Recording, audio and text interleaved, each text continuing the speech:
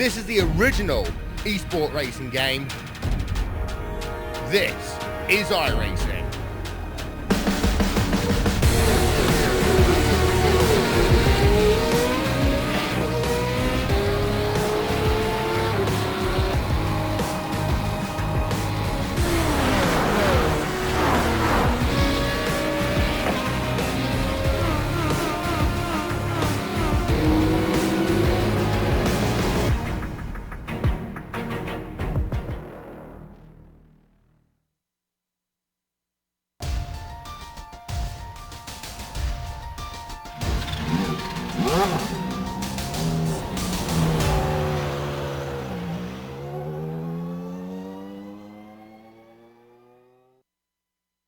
With the majors looking to face drivers off against the most difficult, the most challenging, and the most prestigious events the world of racing has to offer, today becomes a test of their precision and their tenacity.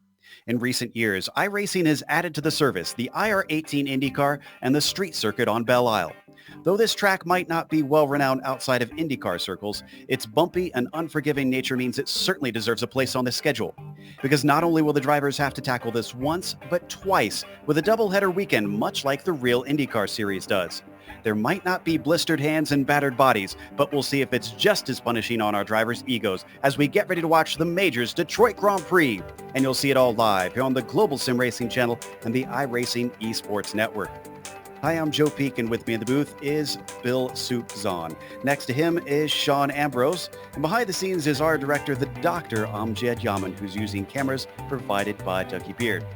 Sean, I think this track is one that has translated the challenges well to iRacing thanks to their laser scanning. Yes, absolutely, and they had to get it in quick, Joe, because this is a temporary circuit, a street circuit. And listen, let's look at the nuts and bolts real quick. 14 turns, 2.35 miles, 3.78 kilometers if you're counting that way. But it's basically the Detroit River has this Belle Isle here, okay? It's a 982-acre island. It's owned by the city of Detroit, and it's leased by the state of Michigan, who now manages it with the Department of Natural Resources. Now, it was the home of the Detroit Grand Prix from 92 to 2001, and again, they set this up in just a matter of days, and I believe it's only like literally in place for 14 days out of the entire year. So got to get it in quick. Kart ran here 2000, 2007, and 2008. But this circuit has now come alive with IndyCar. We were just here a couple weeks ago. The best way to take a look at it, though, is from right on board our GSRC Dallara IR18 here at Belle Isle.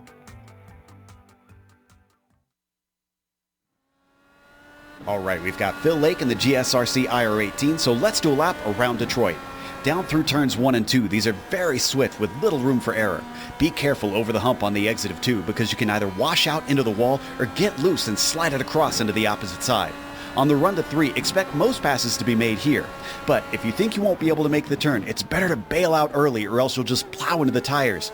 After that, you've got a short squirt on the power before 4, which is a little quicker than you'd expect. Then you've immediately got to switch sides for 5. The way this corner narrows up makes it unwise to go too wide here. After that is the critical exit for turn 6. There's a crest on the entry to cause understeer and then a bunch of bumps coming off of it that make applying the power an exercise in patience. But don't hesitate too much because you need as much speed as possible down the backstretch along the Detroit River. However, know that the racing line takes the braking across the track, so it's hard to tell if someone is defending. Now it's mostly single file through the fountain section where you're going to head past the casino. Even though it's tough to pass, you don't want to give up too much time by being slow in this part. 11 is the sharpest and slowest turn on the course, once again requiring a light right foot to keep the bumps from spinning the tires too much. Then you've got 12 and 13, two of the most underrated corners on the track. Fast, with no room on either side for mistakes, you've got to be absolutely perfect to nail these. At last, you're free to open up the throttle again through the final turn, and you've now hopefully finished a lap around Detroit. You see a lap around Detroit and just how bumpy it is over this circuit. We'll be talking about that a lot. But before we talk about that, let's talk about the points. Bill, what's the championship situation? Okay, not unusual to see Blake Reynolds at the top of the chart here as we reach the halfway mark. What I want to talk about mostly here is the team represented for each one of these, as we keep in mind that these don't take into account the 2 drop races allowed for one for the road and one for the ovals. Notice there are 5 different teams represented on there. The Apex is the only team not on the team championship, with Eric Smith, the only driver not represented there. Let's go ahead and look at the team championships real quick. And here you see Alliance with Matthew Thunhorse doing most of the heavy lifting. They sit on the top. Liam Quinn is the big earner for Kinetic Americas as they sit in second spot. Now, Travis Warling just jumped onto the driver overlay. You saw him making it up to the top 5, and his team moves up the spot, pushing Riding Shotgun down a position. Riding Shotgun got off to a slow start, had worked their way all the way up into second, has fallen down into fourth. And coming back on the chart now is Dog Bear Racing, the red team. Good to see them back. Let's go ahead and look at the sportsman's class. Couple drivers moving up to the top, Rod Powers and Samuel Scott. We don't see a lot of these drivers because a lot of times they end up in the sportsman split. Nick Kuhn moves up 2 spots. Everybody coming up there. We had a couple drivers get pushed off the graphic. Let's go ahead and look at the Get Off My Lawn category here, the America's Legends. Everybody holding station on this one. The Popsicle Man, Brian Barnes, coming back on as he scoots up into 5th position. But Brian Barnett really dominating this one, Joe. Thanks for that, Bill. Today's race is actually going to be today's races, so why don't we go through the races details? Sean, what do you think we have in store today for these cars?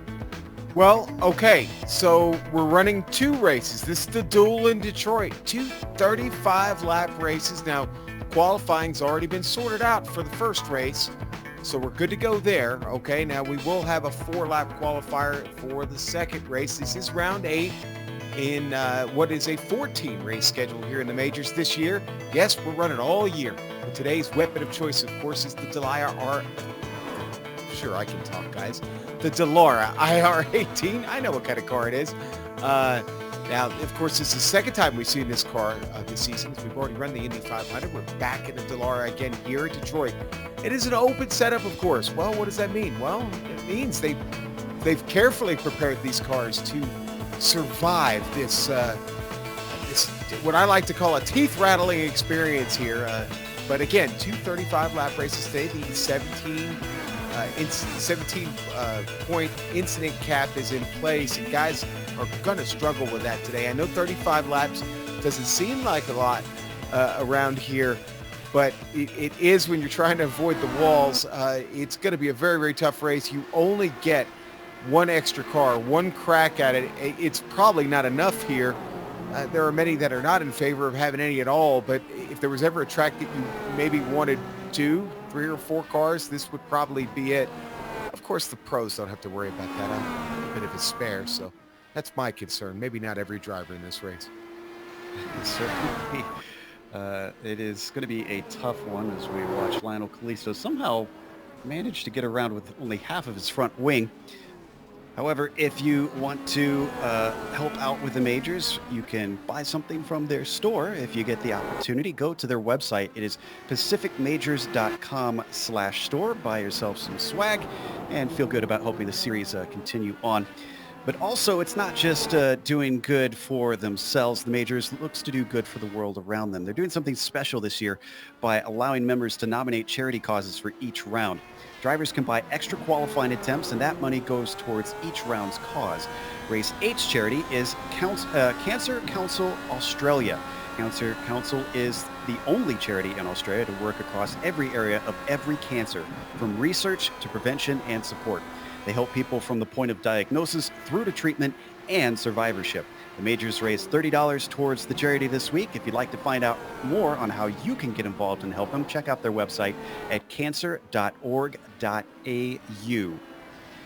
And as always, these races, I should say, are brought to you on the iRacing Esports Network. Make sure and subscribe. All you got to do is go to their YouTube page, click the red button that says subscribe, and you can watch each round of the majors on your YouTube feed. As was mentioned by Sean, the qualifying is over, so what we're watching right now is the warm-up. And Sean also mentioned the teeth-rattling nature of this track. Now, they don't physically have to feel it, but we have a little bit of help in the booth here tonight. Christian Challoner has joined us. He's one of the competitors in the majors over in the European version of the series. And Christian, you were talking about just how difficult it is to run these two races. I have to imagine, even if you don't have the physical challenges, what is the mental exhaustion like after two of these things? Oh, I mean, it's honestly insane. It's probably the most difficult race I think that we're going to have all season, just because if you make even the slightest mistake, it's going to end your race, or at the very least you'll be taking the tow and getting the backup car out. It's certainly extremely tough mentally, even if you're trying to be conservative. It's still extremely difficult, because I mean, they just saw in practice the slight mistake down by the fountain, and it's all over for you. So, especially with two races as well, with the half points for each, it makes it nicer, but it also makes it worse, because you can really harm yourself in points. Yeah, I can imagine. So this one will be important. It could cause a bit of a change in the championship. We'll see if Blake Reynolds is better on the road side in an Indy car than he is on the oval side, as he's fared well at Indy in pace, but just not in finishing positions in the 500. And this year, the same could be said with how he did there at Indianapolis. So Detroit hopefully will help offer him some better things. Bill, we of course have pit stops to take into account, and in the real world, they don't have tire warmers on these cars, and here in iRacing, they don't have tire warmers on these cars. And it seems like the drivers have been talking a lot about the overcut instead of the undercut. Yeah, the first lap out on the cold tires is going to be really tricky. They can go about 24 laps of the 35 on schedule. I was noticing through most of the other regions that the guys like to run long. And that kind of makes sense. You want the car as light as possible. No reason to come in early and race extra with a heavy tank. Joe, I want to talk about the rule package that is interesting on this as we're just about done with practice. Drivers really have to work hard on qualifying time to make this top split. And sometimes that allows them or affords them not to have a very good car in race setup, because they have to concentrate so much on making the field. Now, not so much for like drivers like Christian, who can roll out of bed and make the top split without really working on it. But for guys at the back of the pack that really had to struggle to get here, watch out for them really having a hard time when it's coming to the race, because how much time do you really have to get that practice set up or that race set up when you're working so hard to get qualifying? That's a good point. And you've got to get a setup too for two different races, Sean. They are mimicking a little bit like what the real one does, with slightly different times, except in this case, they're making it like it's on the same day. Yeah, well, exactly. This first session here is in the morning. And they started the track green at 0. Now race 2 will begin, that practice session will begin at 50%, and they'll transition to later in the day. In fact, that session will start technically at noon. And they'll have that 10-minute qualifying session of 4 laps like we had talked about. But this morning session, you talked about the cold tires. Well, cold tires, cold track. It's going to be very sketchy these first several laps, as this track isn't sketchy enough. But yeah, it's going to be very interesting, guys. And the grid is set, so let's get it in before we go around on that pace lap. Up at the top, it is going to be Steve Driscoll on the pole with Travis Warling, starting on the outside of him. Trevor Clement will be in P3 with Eric Smith. He's come in recently and shown to be very fast in a number of cars. He'll start 4th. Matthew Thunhorst, our runner-up in the championship, currently starts P5. Jason Fleischle back once again will be starting on the outside of row 3. Lionel Calisto will be 7th, with Kevin Hill starting 8th, and then Patrick Fleming in 9th. And Bill, rounding out the top 10 is our championship leader, Blake Reynolds. A little further down than you might expect. Ross Banfield is in the 11th position, flanked by Mr. Excitement, Liam Quinn. Emile Carpentier in the 12th spot. In the Baker's Dozen spot. Outside of him is Dick Mueller. Lance Nassier in 15th, Andrew Oakey, Clark Archer, Scott Corbin in 18th, Matthias Magnuson in 19th, and in 20th, Marcus Tracy. Sean? All right, Soup, and then we're going to go to Wade Hayes in the 33 there, Richard Tam, and we'll start 22nd in the 879. Brian McGreevy going to start 23rd. We'll go to Got Jeff Schmeier, 13th row. Jimbo Pfeiffer, Brian Bennett. Row 14, Tap Baldwin, Brian Barnes, and Wayne Hutchinson rounding out this field. Gentlemen. Just as the pace car peels off, we are green for race 1 here in round 8, and off like a shot goes Steve Driscoll. He's followed by Clement, who manages to sneak to the inside of Trevor Warling, who immediately spins off and gets into the wall. He's having to wait for a lot of cars to get by. Here at the start, we saw our first victim of turn 2 before we even get by it.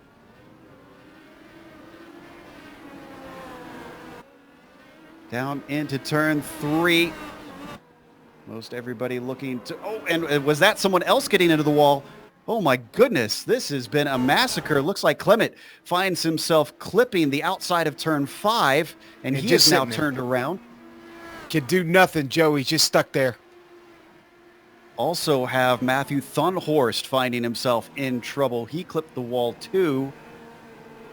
And Travis Warling involved in the first spin, yeah. And Eric Smith now is promoted to second because of that. Fleischle is in third, and Driscoll is streaming away from the field, making this look easy. Yeah, Brian McGreevy had trouble back there also, guys. He had to tow it in. We expected this to be an attrition-filled race, but already drivers finding themselves in the wall. 3 of them, at least, that we saw on the first lap. Coming across the line, Driscoll leads the first one. Eric Smith, as I mentioned, following. Fleischle in third. Lionel Callisto trailing behind P4. He's got Blake Reynolds, who has inherited some positions from those accidents. He's up to 5th now. Not close enough for an attack. Oh, and behind him, another car in the wall. This time, Emile Carpentier finds the tires out of 3. That's 4 drivers. The good news is they do have the spare car, and I think a number of them have already come in for that. Unfortunately, not as early as they wanted to. Christian, it seems like we've got a few drivers that are going to have to get back out there and deal with that pit exit. Yeah, I mean, especially kind of those mistakes that like Warling made, that's really going to kill his race. He's going to have to basically get right back through the field. I know he's extremely fast, but it's going to be a long run for him from here. And Thunhorst I was surprised to see off as well. I think is the opening lap like a pit exit? I mean, are they dealing with cold tires on the opening lap like they would on first tires? Yeah, it's really similar, especially off of 2. It's very, very easy to make that mistake, and as you saw there, it kind of caught people out pretty quickly.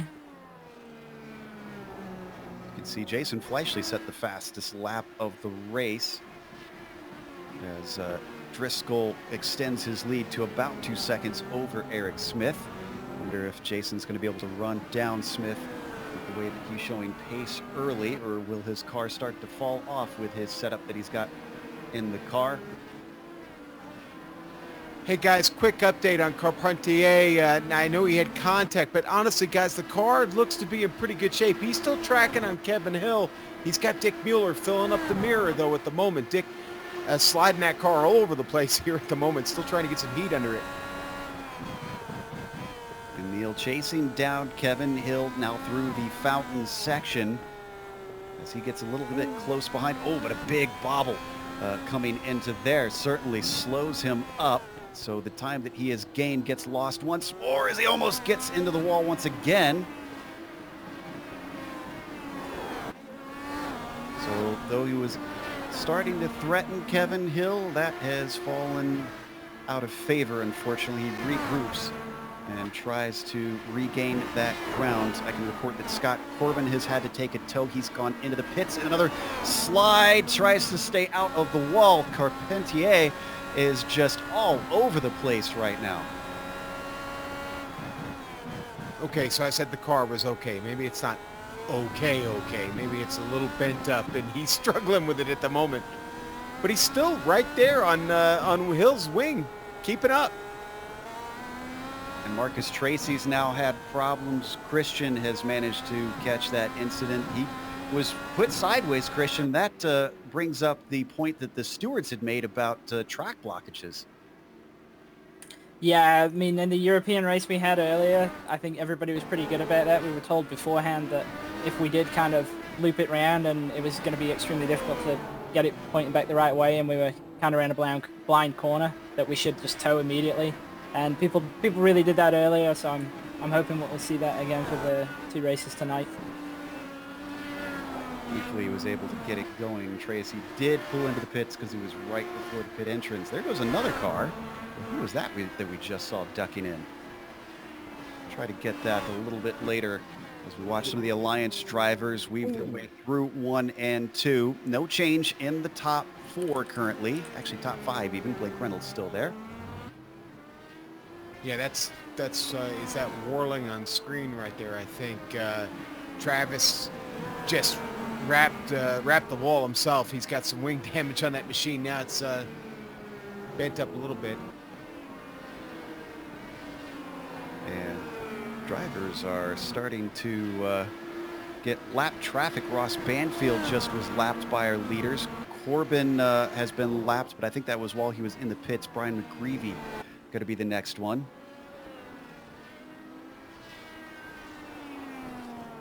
Here we see Driscoll, our leader, now up by about 2.1 seconds. And Christian, with no cautions like we have in the real IndyCar, no full course cautions, I have to imagine would it behoove Steve to kind of maybe back it off just a little bit so that he can keep the car whole as long as he keeps that gap? Yeah, I think so. I think in the position he's in, he's better off just being conservative and kind of running it to the stop and then basically working out the rest of his race from there. I think if you push the issue, you're just going to make things worse for yourself.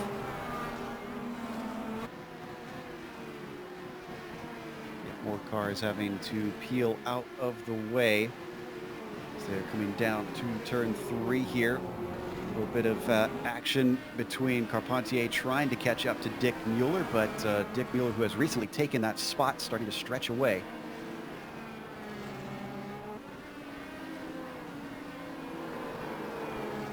Now onto the back stretch. Once again, it seems like Carpentier squirming every time he tries to get the power down. Sean, I'm starting to suspect that Emil is just saving his spare car until he gets to the pit stops, but right now it's looking diabolical. Yeah, I want to use the word evil, diabolical, however you want to classify it, but he puts it in there really deep. Holds on to it. Emil is just really got her on the edge right now, and he pays again with a little brush of the wall there.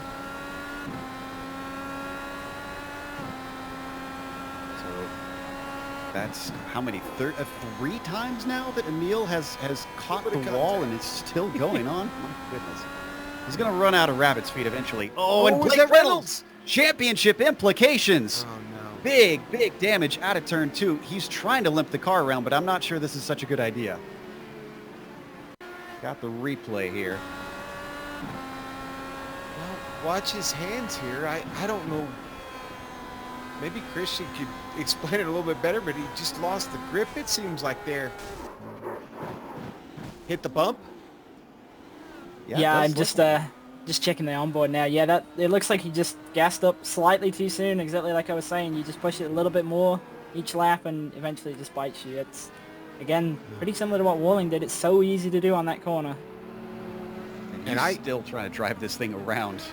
And he was closing on the little train. Yeah, boy, he's really struggling to get that car in. But he was closing on Lionel Callisto for that 4th spot.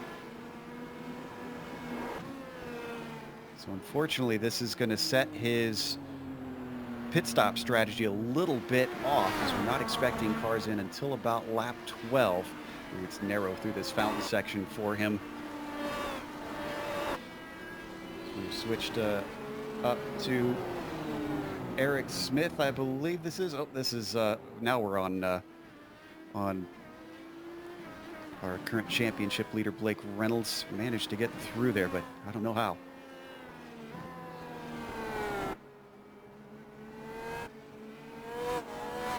Taking a look at 8th position, Liam Quinn holding back Lance Nasir, as well as Andrew Oakey. This is a 3-car fight chasing down the backstretch.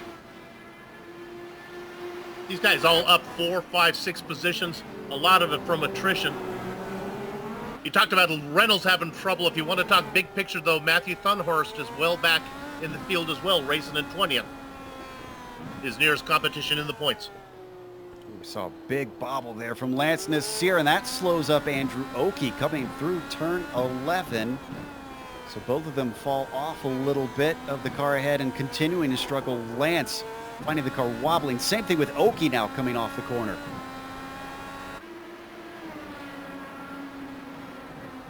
This is a very graphic illustration of why drivers like Christian Challoner, who are of an incredibly high caliber, really not enjoying driving this race. Yeah, Jimbo Pfeiffer has put it in the wall. This is just brutal. This is a multi-discipline series, and this is where Liam Quinn, this is his specialty.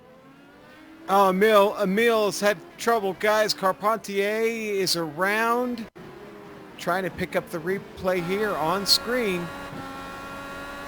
And yeah, I almost think it started in turn 2. Because you can look at the wheel. Yeah, it was already off, and then he couldn't make the corner.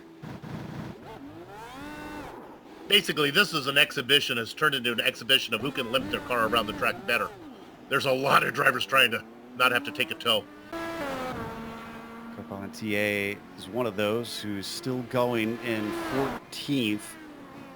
And we're still only on lap 9. And this is only the first race, mind you.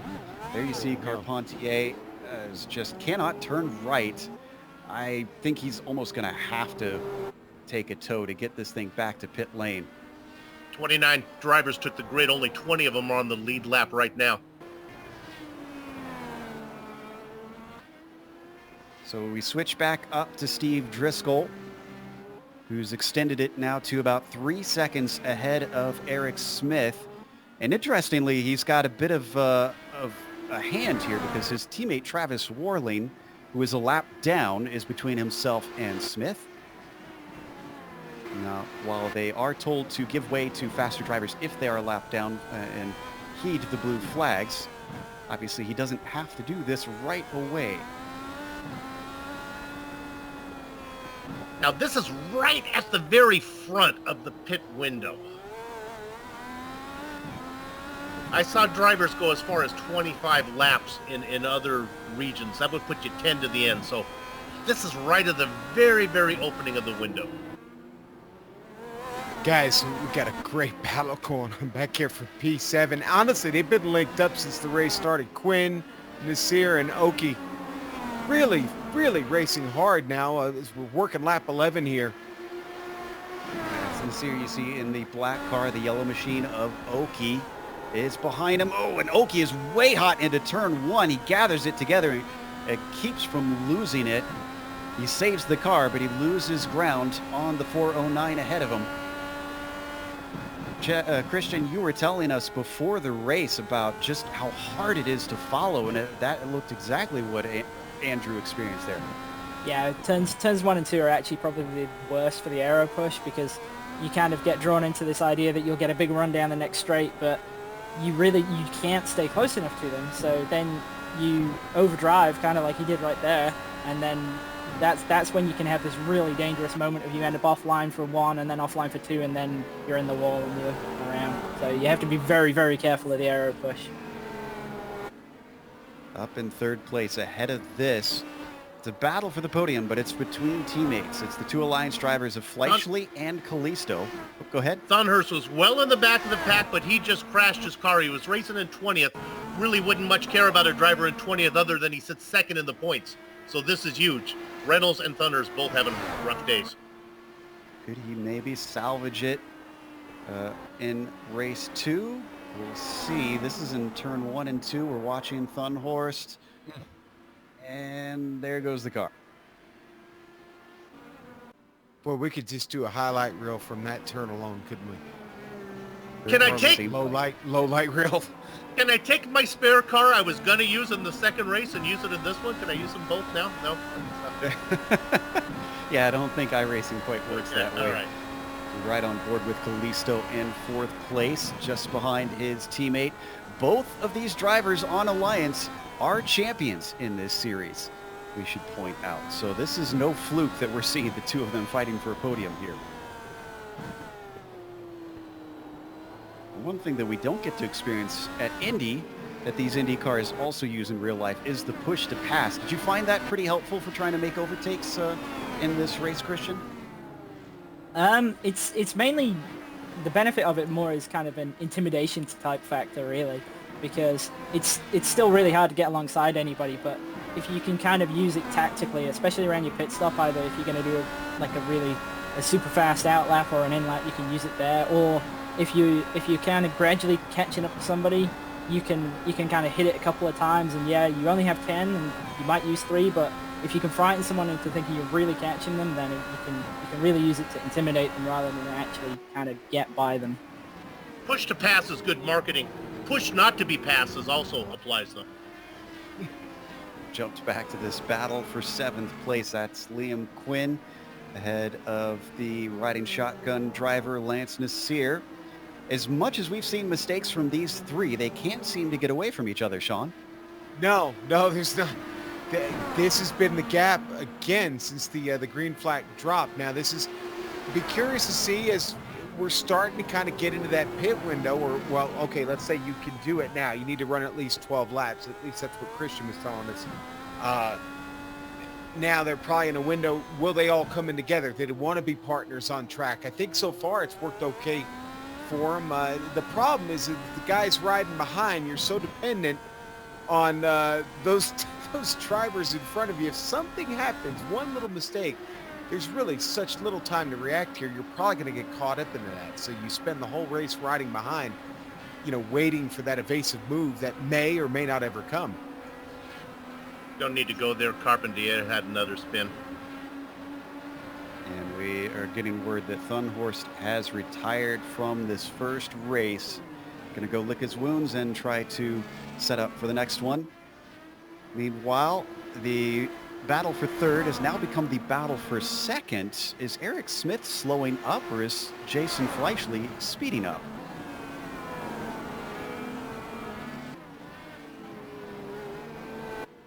So we follow them through the fountain section. Oh, and has Oki had a problem? He's fallen off.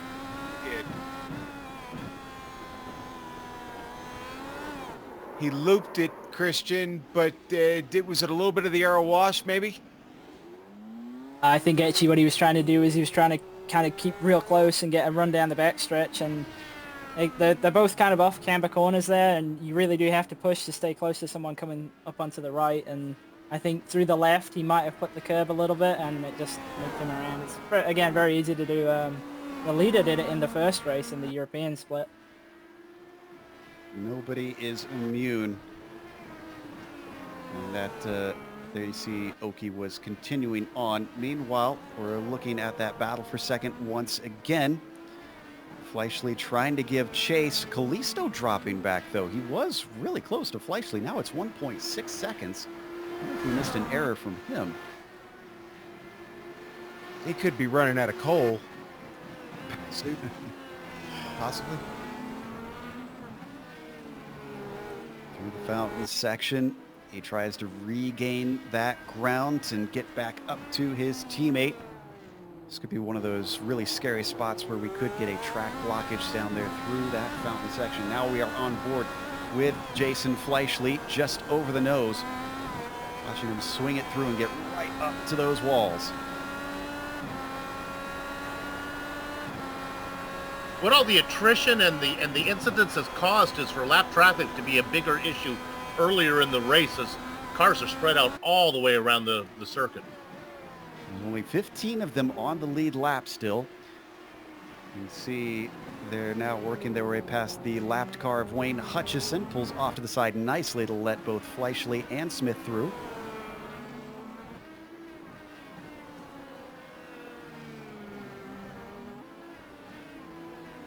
Fortunately, though, he has no place to escape to, coming through 5 and 6 to get out of the way of Lionel Callisto.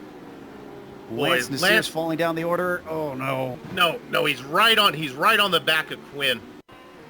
No, he was in the runoff there. Oh, he's not. You're right. I thought this was a battle for position. And the car, well, he didn't hit anything. Well, he took a tow.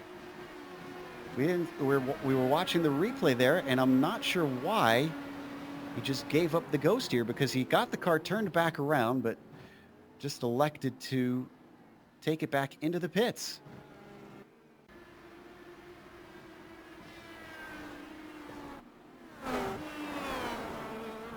Well, that will promote Andrew Oakey after his mistake not long ago up to P8 now. But he's lost ground on Liam Quinn because he had spun it earlier, so he's basically running on his own. On screen, you see Fleischle chasing Smith, but has lost a couple tenths of a second. So maybe Smith now responding. Okay. Our first real pit stop from a guy who was racing up in 5th position is Kevin Hill. So he's the first of the leaders that are coming in. Oh no! Hill's got damage now. I think Tam might be our first legitimate one. Tam's coming out now. He pulled in with no damage on that car. Yeah, I can tell you what happened. Kevin Hill was dealing with some lap traffic and got distracted into the fountain section, goosed it too hard, and got into the wall. Probably too far back for a replay, but it did cost him a fair bit of time. And Fleischle has gotten into second ahead of Smith. What happened here?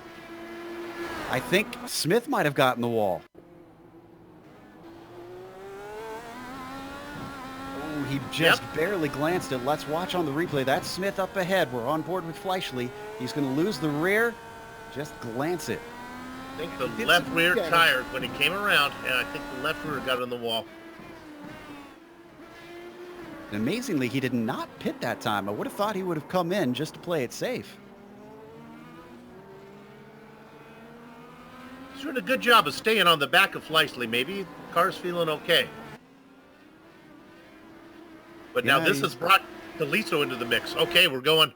Richard Tam, who I believe just took a pit stop, and I believe it was scheduled, has come out on cold tires and suffered the consequences. Another one in the fountain section. He got stuck there, with just barely nudging the wall, but had to back it up and wait patiently for the traffic to get by. Okay, now, so the leader of the cars that have pitted is actually Matthias Magnussen, who came in about 4 laps ago, guys. And now I believe that was a scheduled stop. I watched him come in. There was no repair on the car. So, currently in 12th on the lead lap. Trying to emulate his cohort over in Formula One and have some success here. Oh, and Andrew Oakey with more problems. Oh, no. Tries to get it turned around. That was Brian Bennett, guys. Oh, no. Destroyed the car, too. This is exactly the sort of thing the stewards were warning about. Okay, Joe, what's he supposed to do there? Is it a precarious spot? I mean, I'm not... They're saying take a tow. Take a tow, okay. If you can't, They warn drivers that they don't want to see, and they've actually threatened to penalize people if they think they should have and did not. So that falls into that category. Yep. I think he's going to get to talking to after this race is over. He's got some splaining to do. Thanks, Lucy. I thought that was Ricky. I see more drivers taking stops and coming off of pit lane. I don't know about you, Christian, but that pit exit always worried me, the way that it kind of dumps you right into a very quick and blind racing line. Yeah, the pit exit's like frightening just driving the car, but then when you've got to watch for people coming around 1 and 2 as well, it's even worse. I mean, you just can't get completely full throttle. I don't know if you can kind of short shift a second and do it. I was just really breathing on the throttle, but I just I watched what happened to Tam actually, and there's a depression in the track right by where the fountain is, and it's so easy to make that mistake. It's probably the second most dangerous corner on the track, really. I know I've had that loop me around when I've taken just about any car, even much lesser powered ones, through that portion. It looks like Mueller's taken his stop, and actually, Sean, is he our highest pitter now? He is. It is. Yes. Yes, he is. In fact, he's gapping Matthias by just under 17 seconds. Yeah, he Yep. has got a big lead over him at this point, Bill. Magnussen has an interesting situation. He was the leaders of the cars that pitted. Now, that Mueller's now got that. But he's got Kevin Hill behind him. Remember, Hill was racing in fifth before he made a mistake. He came in and got a fresh car. Hill's going to be on the hunt here. Still waiting for Oh, sorry, Joe. Mueller just makes a mistake on those cold tires. Has to lock them up. Avoids hitting the wall. It's a great save. We'll see it on the replay. This was almost in the exact same spot that we saw with Tam. This was what Christian was just talking about. Wow, that was a great save, honestly. Could have been a race ender. Lucky he had nobody behind him in the process. So we come back live. We're still waiting on 7 cars, actually, yet to pit. Wayne Hutchison is well down the order. I don't see him having taken a stop, but Driscoll, Fleischle, Smith, Callisto, Quinn, and Archer up at the top of the field are running long on this one. There's our leader, who's extended his pole now to 8 seconds in the race over Jason Fleischle in second. Well, I tell you, if there's a racetrack where you want a second chance, this is the one, huh? You have to do 70 laps. At least they break it up into 2:35 stints. If they went 70 laps, we may not have a winner. Maybe whoever goes the farthest. It'll be an endurance race, but one more of who can step away or keep away from getting injured for the longest period of time. Clark Archer, one of our front runners, now pitting. You're on lap 21.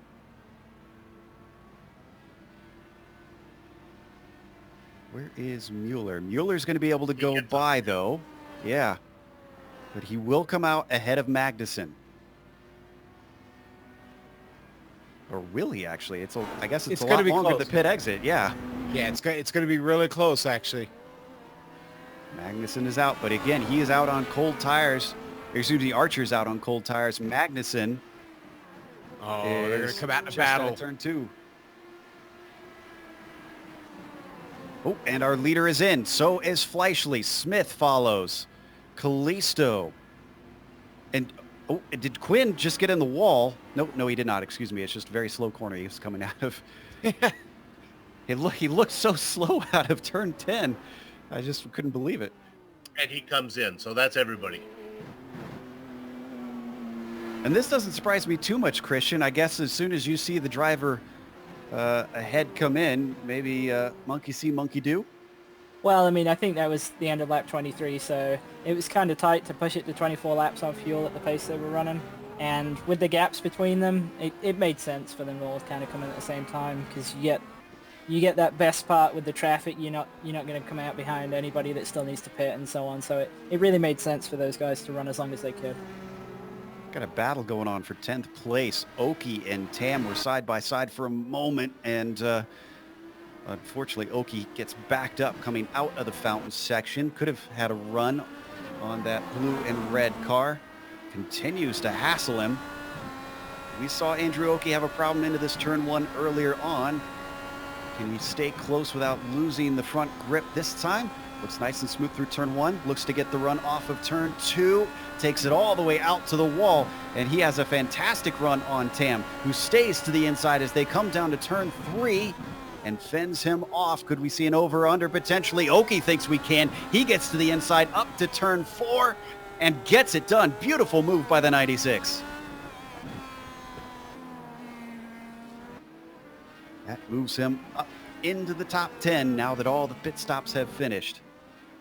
I think that's only the second pass we've seen on screen. I mean, from cars that are actually still racing in the right direction. I think you're right. Guys, poor Emile Carpentier, there's nothing to go look at. He had more trouble, unfortunately, back in the pits. Probably going to be there for a little bit. I believe we've got 24 cars still going.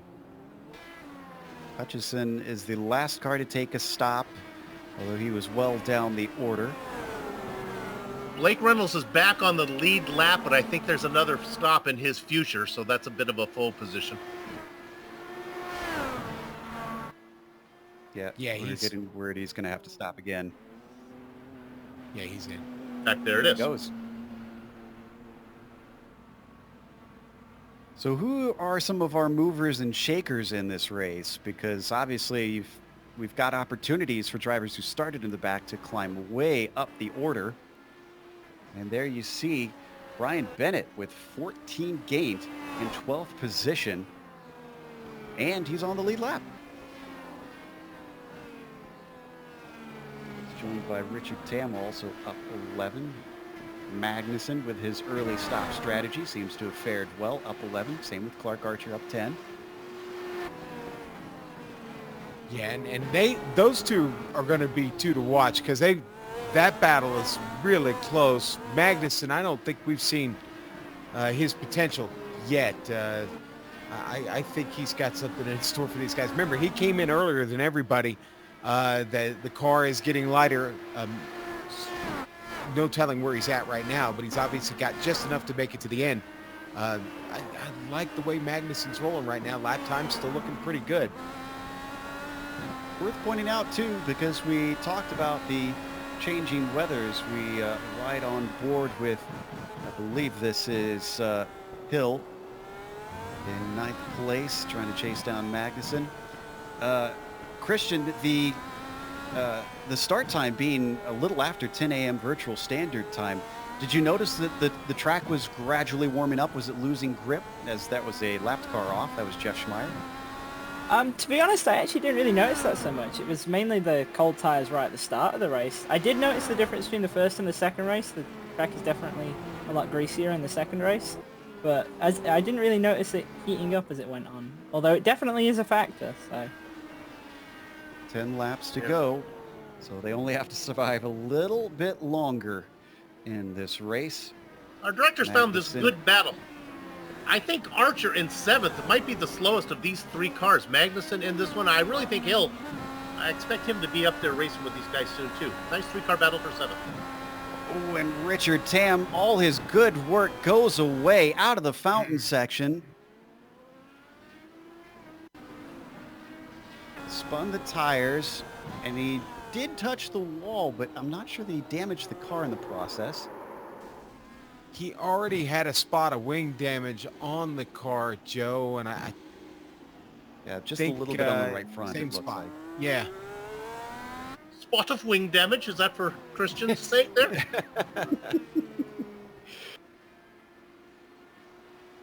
So did that lose him any positions, though? Is he still in 12th? I think he didn't lose any positions with it. Sometimes this is it seems like well, I think he lost a race for the Dory Award here. Lost it to Bennett because Bennett was right behind him when it Yes, happened. you're That right, was you're that right. fight. So only one position down. Our leader is gapped Jason Fleischle by 7.5 seconds. It was as high as 8 in some. So Jason has gained some time. I wonder if that might be a little bit more due to traffic than anything, or perhaps Steve is managing this gap. Jason's really got nobody to fight with himself because he's left his teammate Kalisto behind by a whole 5 seconds. Jason's just hoping to bring this one home on the podium, probably. I think our leader's biggest concern are not the guys that are racing on the standings, but rather just the lap traffic, because it's a landmine out there. It's a minefield.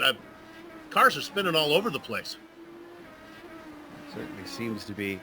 We need to give some credit to Driscoll because even though he put it on pole, and Steve tends to race in these top split races, the pro splits, I don't think we've ever seen him be this dominant before.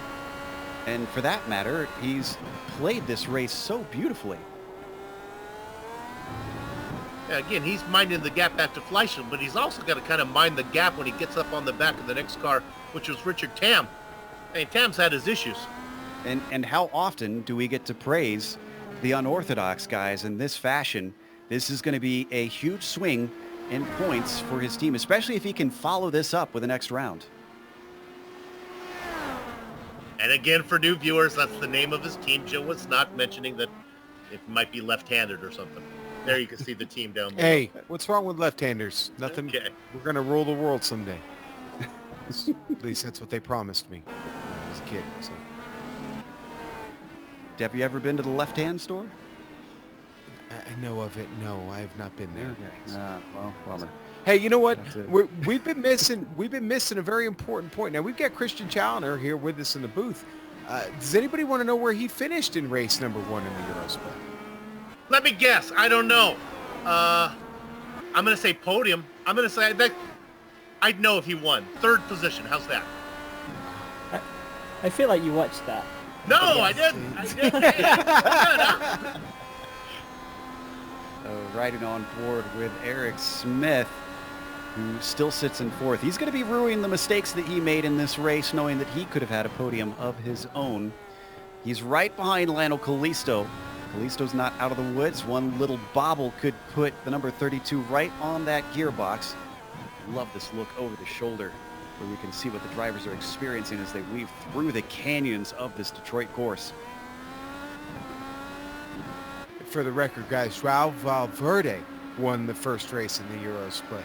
In the international split, it was Cameron Dance. Sim Speed Sports own Cameron Dance, actually. Back down in 8th position. We were watching this earlier. Magnussen and Hill. Hill's really gained ground here, Bill. Yeah, he was racing in 5th till he had an incident, hurt his wing, took a long pit stop. He's got the pace to get Magnussen. I don't know if there's enough, if the track is wide enough for him to get it, but it'll be fun to watch. I don't think Mateus is going to make a mistake, though. I've been watching him the entire race. He is smooth, baby. I'm curious on Christian's opinion. I know he's been kind of watching these two, and you've noted that Hill's been actually lapping pretty fast. I mean, do you think you can get this? Yeah, I'm kind of actually surprised. I didn't think that Magnussen's early stop was going to really translate to hurting him on tyres or anything, because they don't really fall off, but he is lapping significantly slower, and kind of knowing Matthias, I feel like he'll be content to sort of take the points as well if Hill makes a move, so it could be worth watching. Yeah, it's 2 seconds between Matthias to Archer. He was only about 5 car lengths behind him earlier, so yeah, he is struggling to keep up pace. Matthias, one of the drivers for the Kinetic Racing team where Christian hails from. So obviously I can trust Christian's opinion on Matthias. He knows how this guy races out there. With only 6 laps to go, the question is, can he withstand the pressure of Kevin Hill breathing down his neck? I tell you what, Richard Tam has recovered from his incident. He's also only 5/10 behind the Alliance driver Brian Bennett. Remember, Bennett's the driver that went around him as Tam spun. So he's able to spin, run him back down. Tam certainly seems to have some legs underneath him in race pace. Although Bennett had his own mistake recently, so that certainly contributed to him regaining that back. Just like a lot of drivers are discovering, the 879 cannot get close enough to the rear end of the 71. Here's the deal, though. They want to get this settled down because the leader's coming up right behind them. Oh, you're right. My goodness. That is Steve Driscoll. Yeah, Driscoll's been stalking. He's been stalking for a little bit, and he's starting to close. You know, one interesting thing about Bennett and Tam, their best laps of this race, the time is exactly the same. It's a 1:14, 8:14. 5 laps to go. There you see our leader in the background coming up on this battle for position. Precious points between these two, so they're not really going to want to hop out of the way. And that's Jimbo Pfeiffer that we saw getting back on track, another Alliance driver. Going to try and limp it home to the checkered flag. Blake Reynolds just nosed it into the wall and is taking a pit stop now. Now, he's already taken 2, so this is 3rd one. He's done. In fact, he put it in the wall in pit lane. Thunhorst and Reynolds both with horrible days. But another race to come. Oh, it's a sad sight to see that riding shotgun car in that sort of condition. Well, those black stripe drivers, they just don't know how to deal with adversity. is. I got one sitting in the booth with us. Yeah. Steve Driscoll continues to lead, but what about the battle for third? Smith has responded now. He's chased down Callisto. He's within 0.8 of a second. Can he get close enough to do something with very few opportunities left on the track? I think poor Eric's got to guard against overdriving the car just a little bit. He just took it in a little bit deep, had to get on the brakes a little bit harder than I think he had previously there. That's the thing I'm looking for here with the closing laps. You want that position, but again, you got to remember you're points racing here a bit, and you don't want to crack the car up in the last 3 laps. And Smith is right now dealing with that. He's trying to guard against it. Go, Sid. Let's go to Tam on a replay. I think he just put it in the wall right in front of our leader. And this is what Driscoll had to worry about. He Could did be indeed. wrong. He did get the wall, though, didn't he? Yeah. Now, this is right in front of the leader. Yeah, it's here in turn 4. I'm pretty sure. It looks like he There brushed it it is. on my Yeah. screen. Oh, you look at the wing is up here on the camera. Oh, yeah. So once that happened, he decided there's no point in trying to screw up the leader. He pulled off to the side. He knew he wasn't going to catch the car ahead. But yeah, I agree with you on Smith there, Sean, to borrow a point from Brian Regan. Half race, half points. So the number 32, I don't think it's really worth trying to wreck the car and trying to get onto the podium here. I'm hoping for half of a snow cone after this myself. Tam had to bring it in, yeah. Oh, he must have just hit the suspension wrong. That is unfortunate. 2 to go. And Steve Driscoll has just managed that gap back to Jason Fleischle, holding it 7 seconds. And leaving enough ground between him and Bennett if Bennett were to make a mistake. Yeah, I think he's in no hurry to lap him. Right. He's happy where he is. Oh man, Eric Smith, for a while he was actually 3/10 behind Lionel Callisto. Maybe he really does want this third place. This is our closest fight up at the top. Number 32, not within striking distance down here, down the back stretch. Ooh, but he's squirming under power.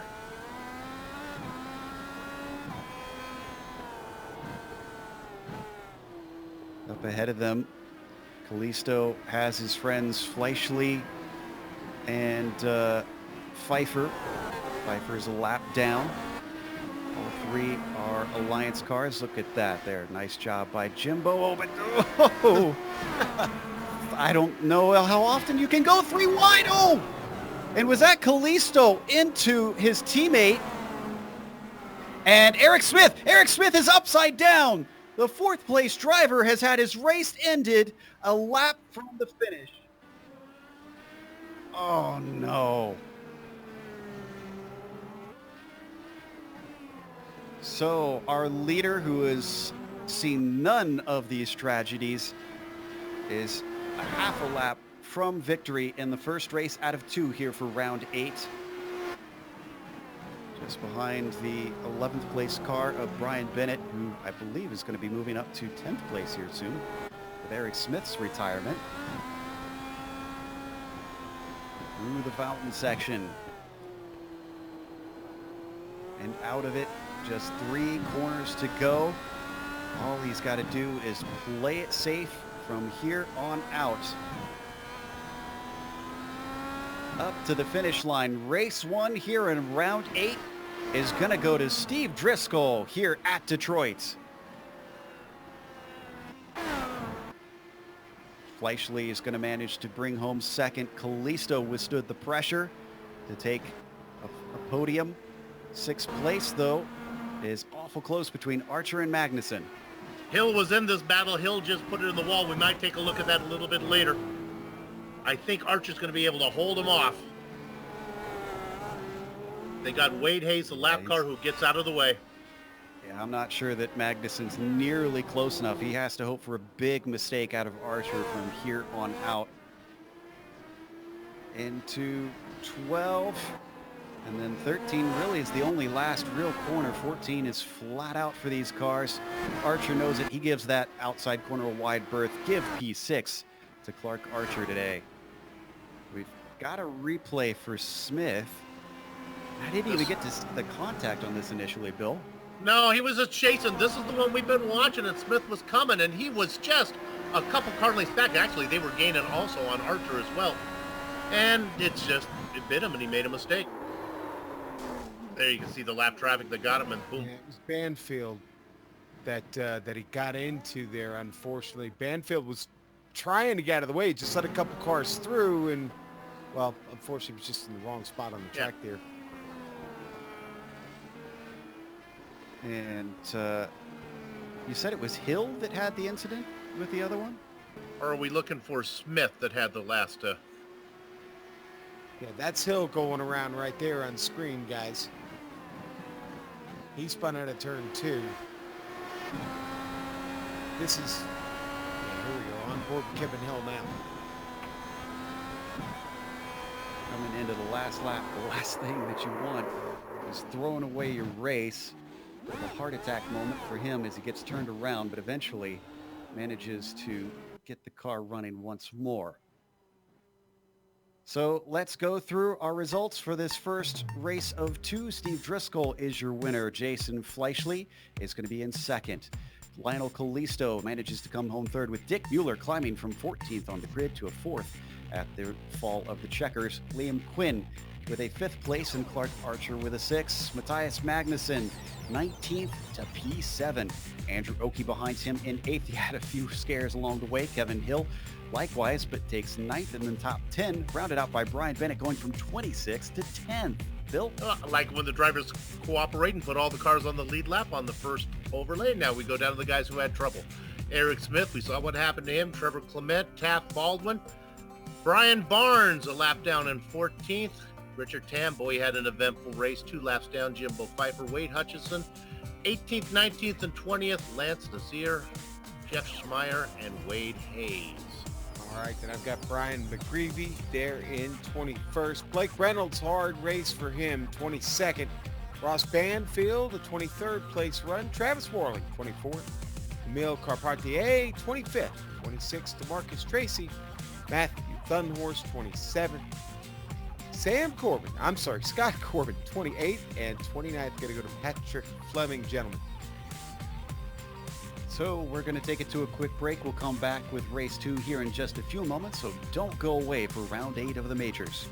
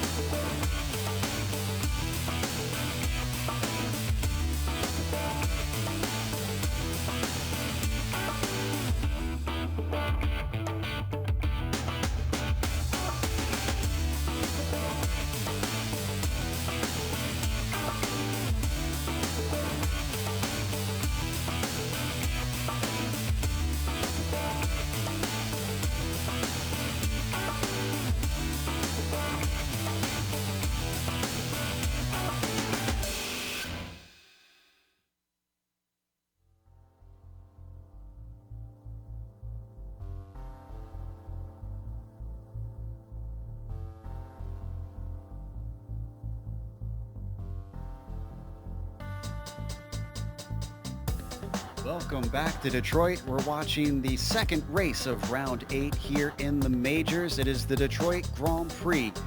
And after the first round, Steve Driscoll took the win, but now they've got to deal with qualifying, which has just started.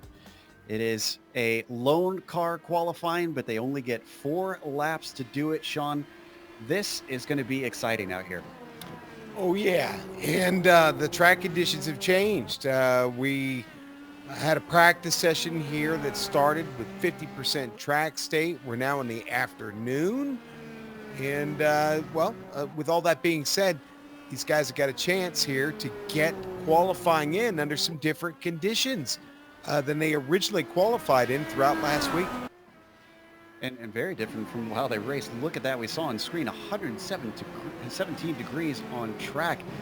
Christian, I mean, what do you do with this setup? Because you've had very little time, obviously, here to get accustomed to this. I mean, to be honest, there's not really a lot you can do. Really, all you would be able to do is kind of take that little bit of practice that you've just had to make modifications to your cue set that you had for the in-week cue. But this is so much hotter than anybody's probably practiced in, and I think this is really going to throw up some kind of interesting results, especially with the 4-lap kind of format where you really get sort of two bites at it to put down a good time. And I wouldn't be surprised if we see a couple of big names kind of having a few problems in this session and maybe starting further towards the back than we would normally think. Put the cat amongst the pigeons. Farther back you are, the more dangerous it is to try and stay away from everybody else having problems in front of you.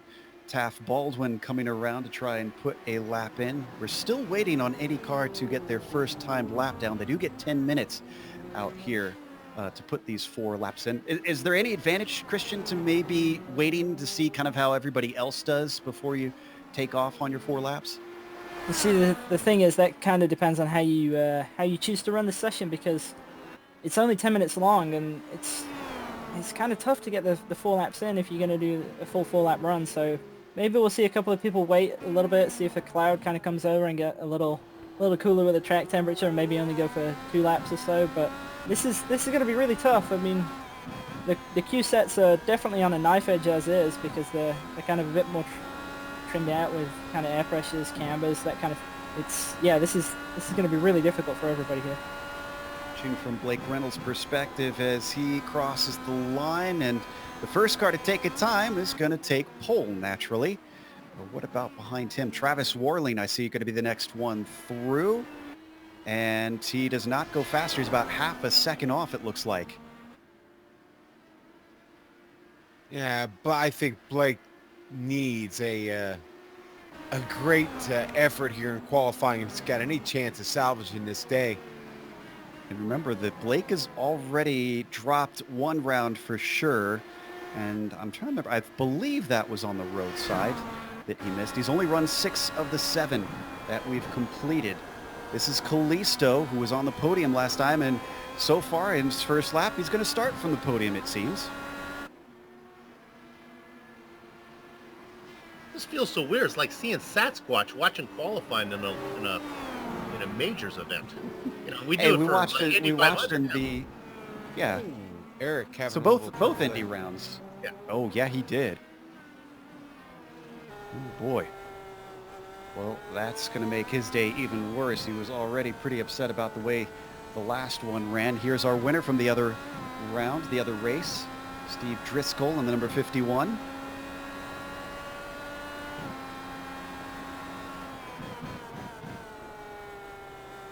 I was thinking we might see as low as a 13.2 for pole, but that's looking a little bit optimistic right now with Blake with the 14.0 as fastest. I actually think his end pass experience might be helping him here, because we have to deal with this dynamic queue all the time, and being able to kind of do a lap under pressure like that is really a skill that you get from that series. Driscoll coming around. This is going to be his first timed lap, mind you. As he crosses the line, where is this going to put him? No, it's not going to be his first time lap. First 2 laps, both of them have not counted for Steve. He is really under the gun now.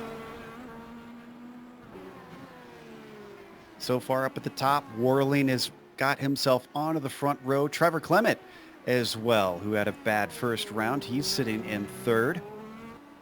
Got a nice 1:14.2 in on his first lap. Oh, and he gets bumped down because now Matthew Thunhorst is in the mix.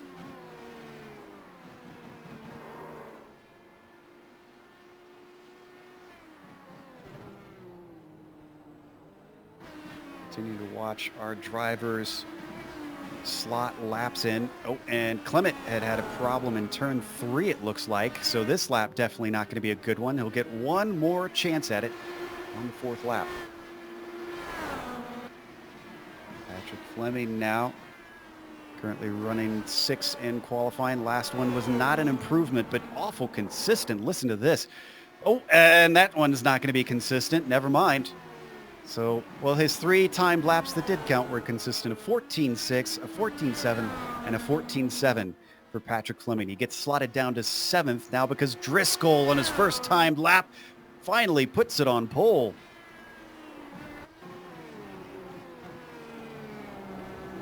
Look, though, as you have Reynolds in 2nd, Thunhorst in 4th.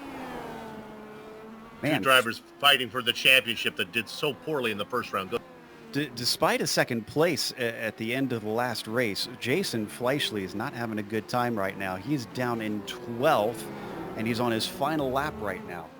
So we watch, that was Clark Archer there on screen. There's Fleischle working his way onto the backstretch now. See if anybody else getting ready to come out for a final lap. Fleischle down into the fountain section now. Nearly losing the car there as he struggles to try and take it to the limit. Jason's got a lot of positions that he'll want to be gaining in this lap. And again, this is his last chance, 4 out of 4 laps here. Let's see if this is any faster. He's going to stay in it to see what he can get out of it. Across the line, it is his fastest at a 1:14.8. And actually, that's a decent jump, but it still only takes it to 10th for him.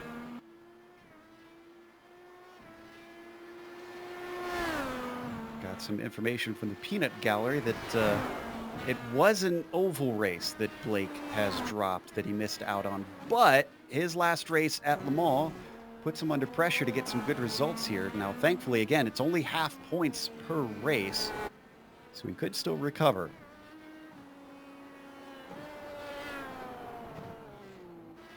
Emile Carpentier looking to have a little bit of a better day.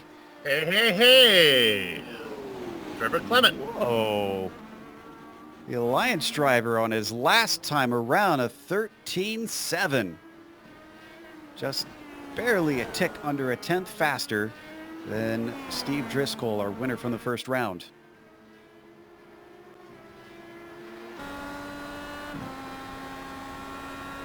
This is Blake Reynolds on his final lap. Unfortunately, that last one looked like it did not count. Yeah, so Blake Reynolds is now done. That was 4 timed ones for Blake Reynolds. Unfortunately, 2 of them were not counted. Must have had offs or spins in there. Christian's been keeping an eye on who's the winners and losers for this qualifying. You were talking about how this could shuffle the cards. Who do you see that is way out of place so far? I would say definitely the big ones is Eric Smith and Jason Fleischle. They've both kind of ran right at the front in the last race, and now they're currently 7th and 11th. So I think they're definitely the big losers. And I mean, let's just say it's a great lap by Clement there. It was really, really impressive, especially against the strength of field and the conditions and so on. I think he's. I think that's probably going to remember that lap. For sure. And watching to see if anybody else has got a 4th lap, and no, looks like everybody is just finishing their last laps now. So let's go through our starting order now that it has been set for round 2. Trevor Clement snuck the pole away from last round's pole sitter and winner, Steve Driscoll, who is going to be on the outside of him. Then row 2 has Blake Reynolds, who DNF'd last round. He'll start third rather, with Lionel Callisto being fourth. Inside of row 3 has Travis Warling in 5th, Matthew Thunhorst in P6. Then it's Eric Smith, as we mentioned, out of place slightly, starting 7th. Patrick Fleming starts 8th. Emile Carpentier puts it in 9th, and top 10 qualifying's rounded out by Lance DeSeer. Bill? Andrew Oakley inside Jason Fleisley in 12th, a little far down for him. Liam Quinn in the Baker's Douglas spot, flanked by Dick Mueller. Matthias Magnuson in the 15th spot. All ribbons and curls to Sweet 16. Ross Banfield, Kevin Hale, Richard Tam in 18th.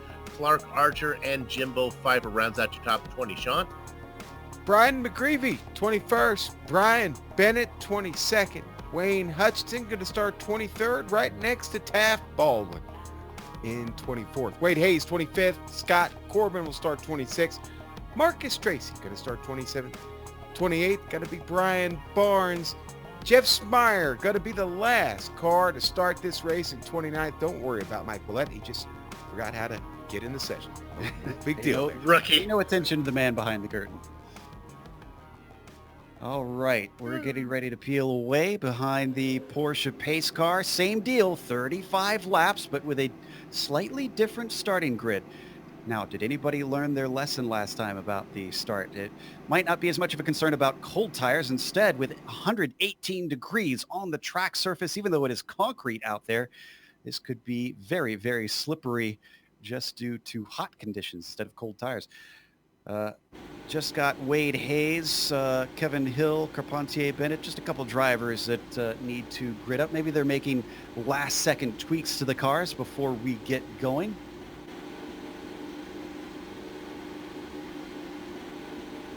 See, they don't do a full pace lap here at this track. They just get it going off of the fountain section and then work their way around those last couple corners, then they'll be released. Everybody making sure to really perfect that setup, it seems, as we still got a couple drivers waiting to get out there. Real quick, I think we got time. Christian, do you have some notes on the setup tweaks? Yeah, I was just going to say, it would normally be a thing of with the hotter weather, you might want to put more downforce on, but I'm pretty sure everybody's already running maxed out, so I kind of feel like everybody's got what they got, and it'll be interesting to see how this goes. Run what you brung here in IndyCar. Are we going to be able to get a different winner in this second round? Green flag is out as Trevor Clement accelerates away and absolutely leaves Steve Driscoll behind. Little battle for third behind them. Travis Warling for fourth, rather. And Lionel Callisto side by side. They've managed to get through there. But what about everybody else over the hump? Not seeing any cars in the wall quite yet. Wade Hayes did start from pit lane. So did Kevin Hill and Brian McGreevy. Meanwhile, up at the front, Trevor trying to make good with his pole as he's being hounded by not only Driscoll, but Blake Reynolds seems to have found some pace.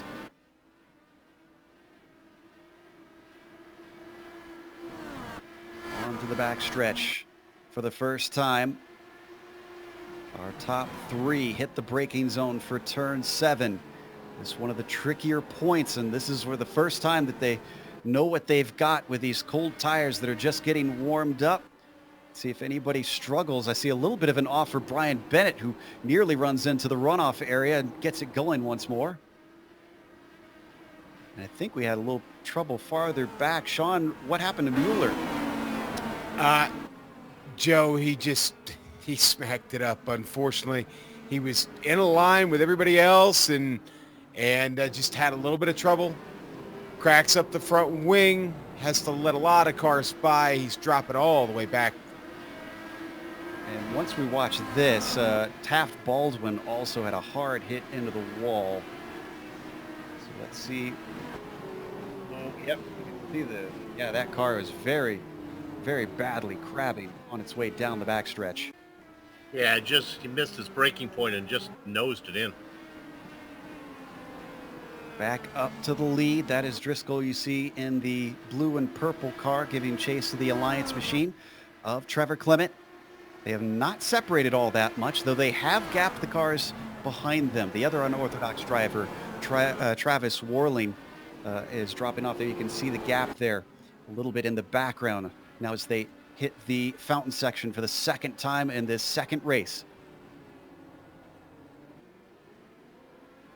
Yeah, that fountain section is so deadly as well. It's especially with how hot it is in this server. It's probably going to be the place to watch after the pit stops actually. And I think you'll see the most action there with struggling with the fresh tires.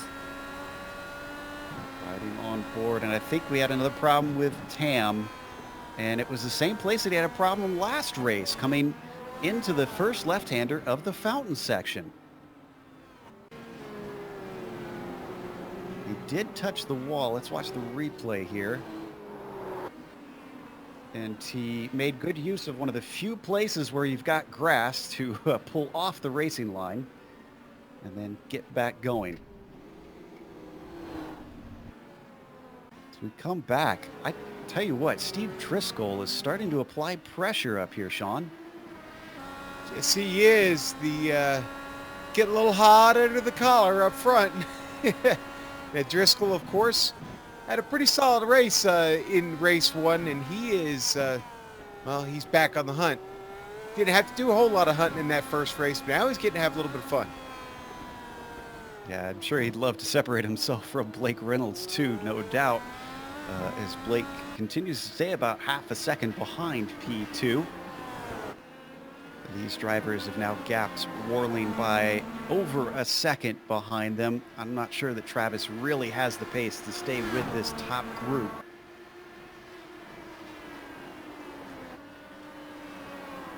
Taking a look, you got a bit of a battle happening for 8th with Lance Nasir and Andrew Oakey. Don't forget Jason Fleischle is in there.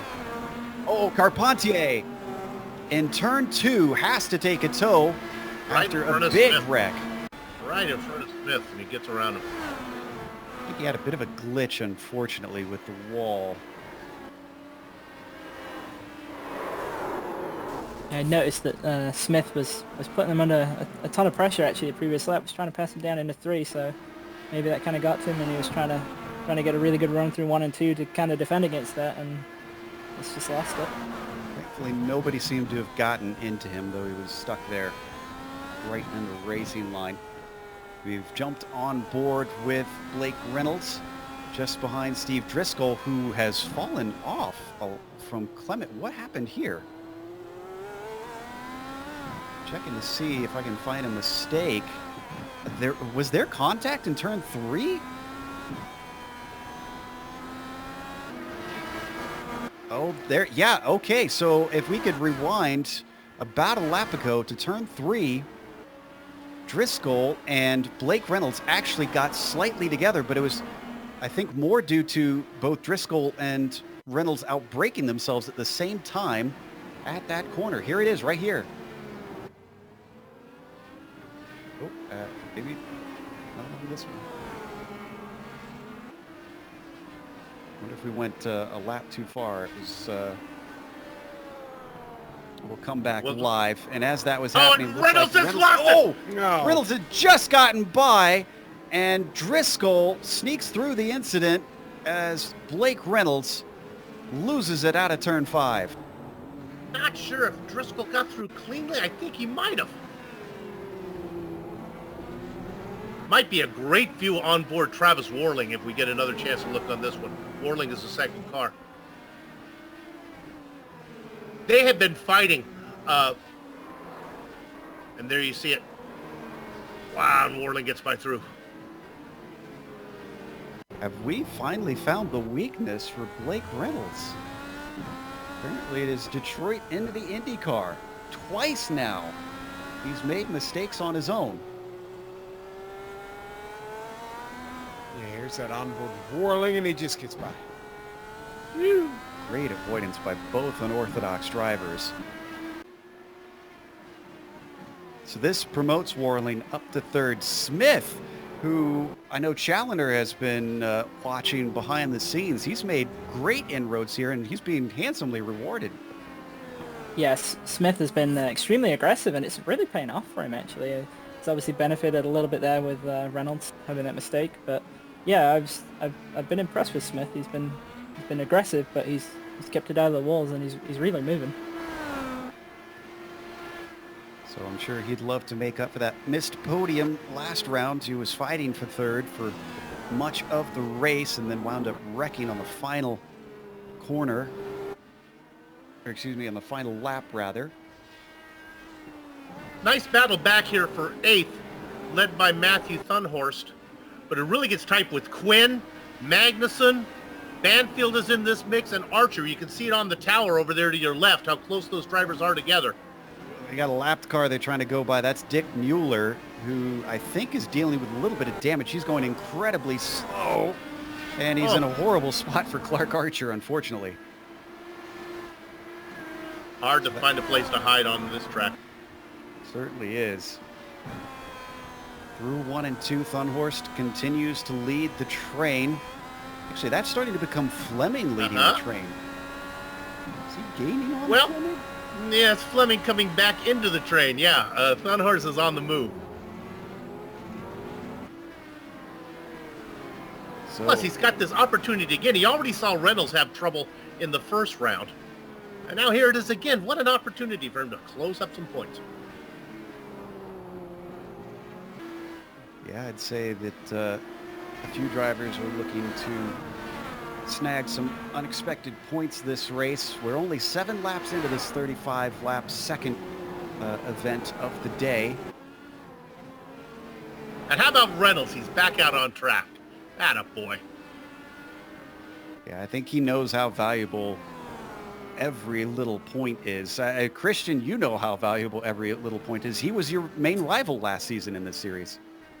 Yep, and that's really how he won that, was just by being more consistent than I was, and he kept bringing home points, top 5s and so on, and really that's actually the European division this year, is to just, rather than go out and out for race wins, to just go and bank the points, and that's how you win the championship. Let's go to 5th. I'm sorry, Yeah, we saw a pass. Worley managed to go by Driscoll. Oh, and I'm sorry. That was going on. Nasir just got around Kalisto. Lots of action happening now, so seems like... oh, and Clark Archer's had a problem. Clark Archer has found the tire wall, I think, in turn 3. Or did he manage to stop before it? I think he managed to avoid any damage. Let's see from on board. This is why they invented escape roads. Has to wait for a clearing in the traffic, and he gets going, but he's all the way down to 13th, number 29.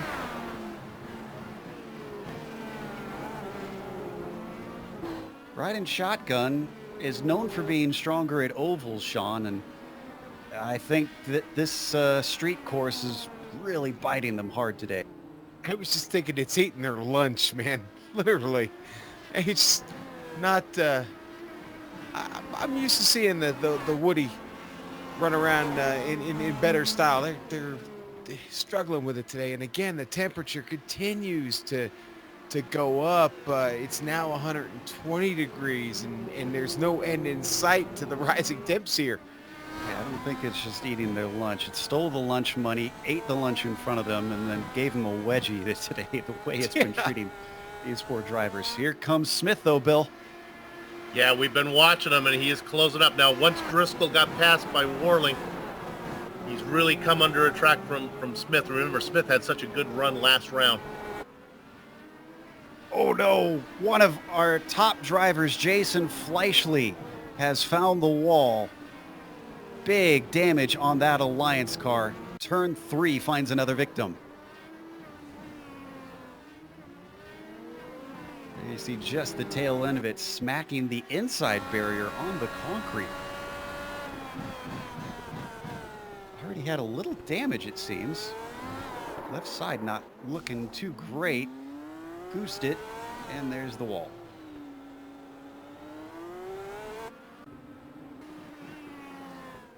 And this is a totally different animal than what we saw the first round, where we had a driver run away from it. Front 4 cars all within 3 seconds of each other. I'm still kind of confused, though, between Driscoll and Warling. These are teammates. Maybe I shouldn't be confused, though. And it looked like a coordinated pass that we saw between them. Warling just shot up the inside as Driscoll braked early. Maybe they decided that Warling is the faster of the two, as Kalisto's struggling here. What happened? Yeah, he's been off the pace for about a lap. Wonder if he caught the wall? Is this another turn 3 incident? Who's that behind him? Is that Magnuson? One of the Kinetic drivers. Yeah, it was Quinn and Magnuson coming through there, Joe. There's some definite damage on the left side of his wing. I think this all started even before the same time that we watched Warling get around Driscoll was the same time that Kalisto was getting passed by Nazir, and I think he's just trying to get to the pit window. Well, they're on lap 11, so he's awful close to making it. We should see some pit stops relatively soon. But I was talking a little bit before about Warling and Driscoll. He has left Driscoll behind by about a second and a half. So this certainly does seem like there was some sort of team orders going on. Travis, in the meantime, has continued to pressure Trevor Clement.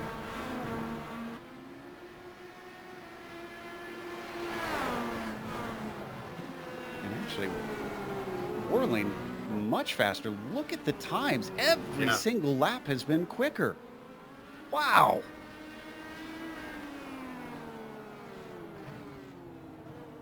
Oh, Scott Corbin just had a problem, Joe. He did find the tire wall in turn 3. Yeah.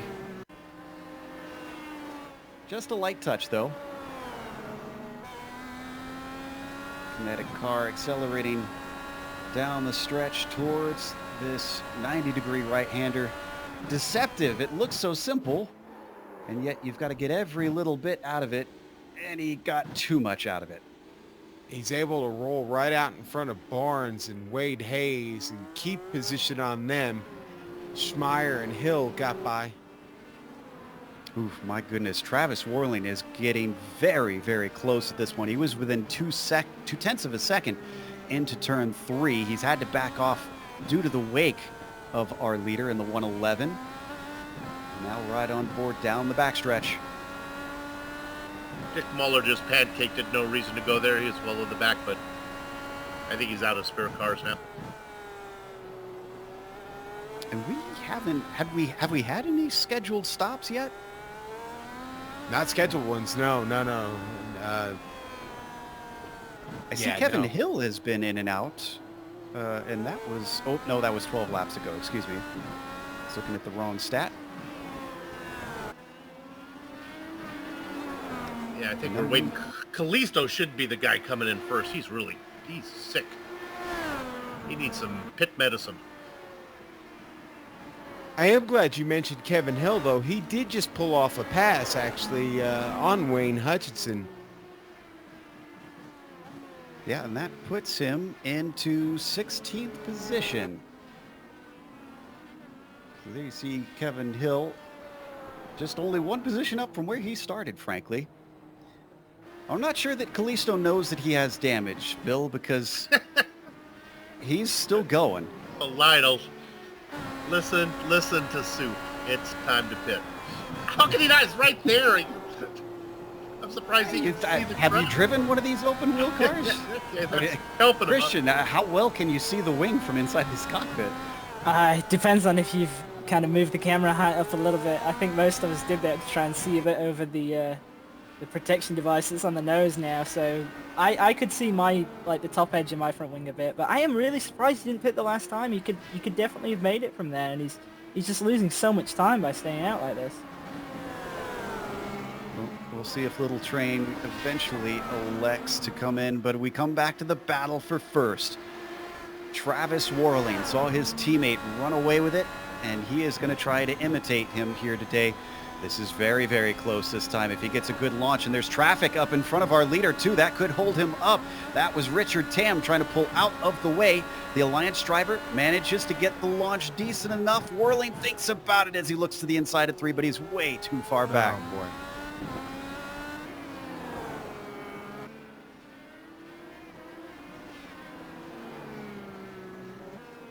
This is getting ever tighter, though. Just one moment like that could cause Clement to lose out on the lead. Now you'll see at the top of your screen, Driscoll makes it around Cam, as does Smith. So that battle continues for third. This is just phenomenal from Eric Smith. He is only 3 seconds behind our leader, considering he started this race in 7th. That's keeping pretty phenomenal pace. Yeah. Having to overtake cars and still be able to keep up with the fastest drivers on track.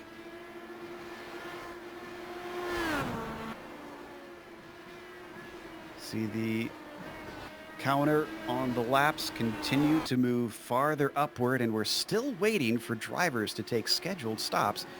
Nobody really seems all that interested. Oh, and then another attempt for the lead, and it doesn't quite work. Oh, it does!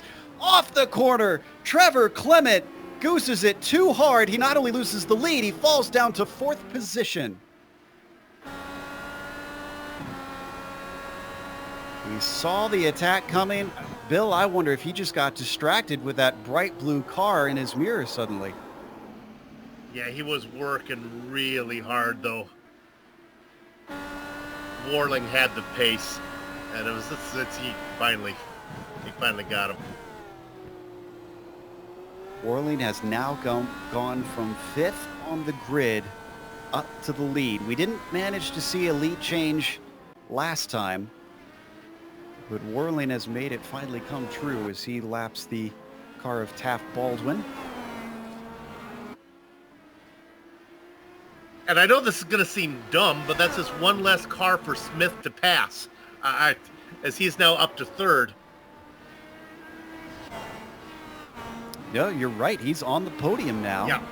And he's got a handy gap back to Clement after he had to get the car going once again with his near spin.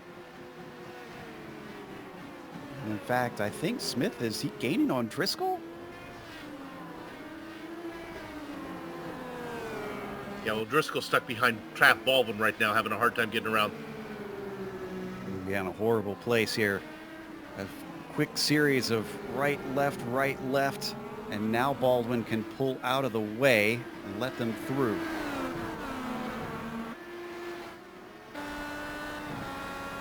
Callisto's in, guys. Wing replaced on the car. Fleisch's in also. I wonder if this is a team scheduled stop. Callisto's back out.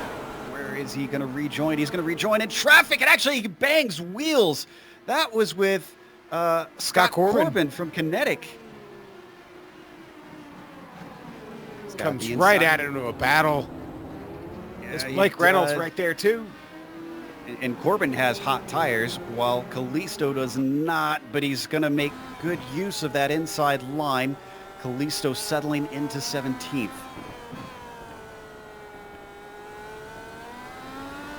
Christian's been keeping his eyes down on the pits during these stops. As this battle going to continue though, as Corbin now being overtaken potentially by Blake Reynolds.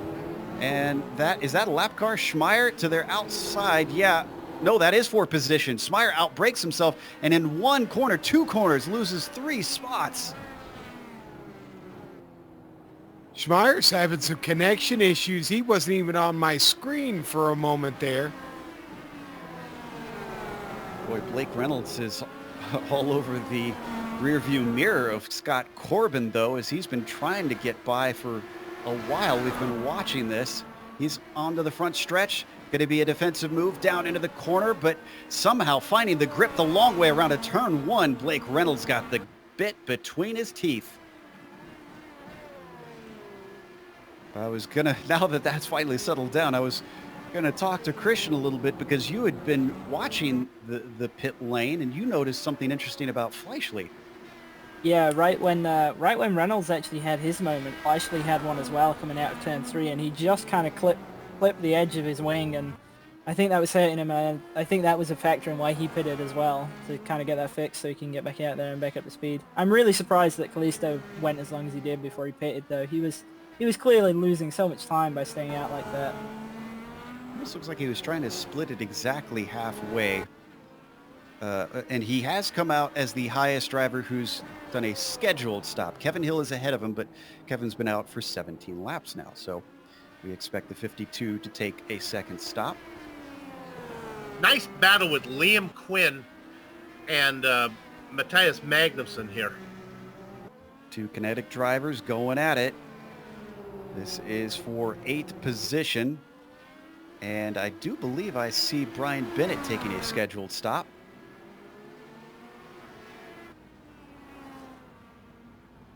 Down into the fountain section. Quinn continuing to lead. There is Brian Bennett in the number 71 trundling down looking for his stall. Actually, no, he's done with his stall. He is coming back out. Thankfully into clear track. Well, Joe, you asked if the drivers might learn their lesson from the first event. I'd say they have. They burnt their hand on the stove, and now they know not to touch that again. They're doing a much better job this time around. I'm seeing 26 cars still out on track currently. Yeah, 20 on the lead lap. Yeah, this is a little more respectable. As the temperatures continue to rise to make it all the trickier, though. It's 121 degrees on the track surface. Remember, it started around 117. I guess even in Detroit, it gets pretty hot here in the middle of the summer. The sun starts to bake down onto the surface. Hot time in the city, baby. Yeah, we ride on board with Magnussen.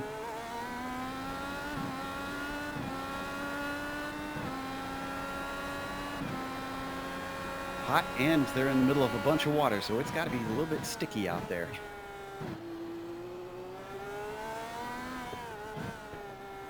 I honestly think a lot of this race has been an experiment in weather and just how hot it could get on an iRacing track surface. It's up to 121 now, guys. Have any of you ever seen it hotter than that? I want to say we have, but we're looking at a battle on screen between Smith and Driscoll. He's been chasing him for a while, and he's now reeled him in. Driscoll with a little bit of damage we're seeing on the wing.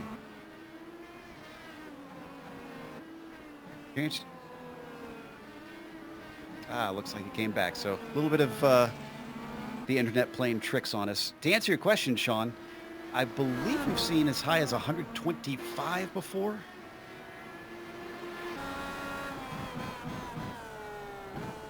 More pit stops happening. Nasir takes his stop. Magnussen is already done with his. It'll be interesting to see how Magnussen comes out in relationship to Quinn. They were nose to tail. Just wait till they get some of the... Oh, go ahead. I was going to say, Nasir comes right out into a battle with Kalisto. Kalisto coming around. He's going to get the spot. Move Kalisto back up to 13th now. And Nasir had a long stop, 23 seconds stationary. Maybe he was speeding in pit lane? Yeah, that looks to be about the case, I believe, from what a 15-second penalty would be. But wait till they get some of the tracks out in the Middle East, such as Dubai and all the tracks out there. Run a race in the middle of the summer and a clear day. I think he might have blown an engine. I think Banfield blew an engine. I don't know. I'm wondering if Soup is on. He did. Oh, Soup is wow. on to something here. Yep. A trail of smoke comes out of the rear of the car. He's dead in the water. It is hot out there. And the top drivers are still close together, although Driscoll, even though he's lapping near to what Warling has been lapping, he's been dropping off. It's about 1.7 seconds between himself and the leader. There are some battles that I just don't get all that excited about. Fleming and Thunhorst are in a nice battle, but they're teammates, and it's basically a parade. This is for 5th position. Oh, In fact, not anymore. he's Thunhorst is he's going to leave the parade, and he's going to take his pit stop. So right now, Matthias Magnussen, the highest car to have taken a scheduled stop. Liam Quinn has also joined Thunhorst on pit lane.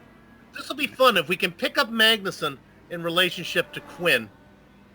Quinn's making that stop. They were nose to tail. Magnussen's coming into the final few corners, 12 and 13 just now. Thunhorst is out of his stall, so is Quinn.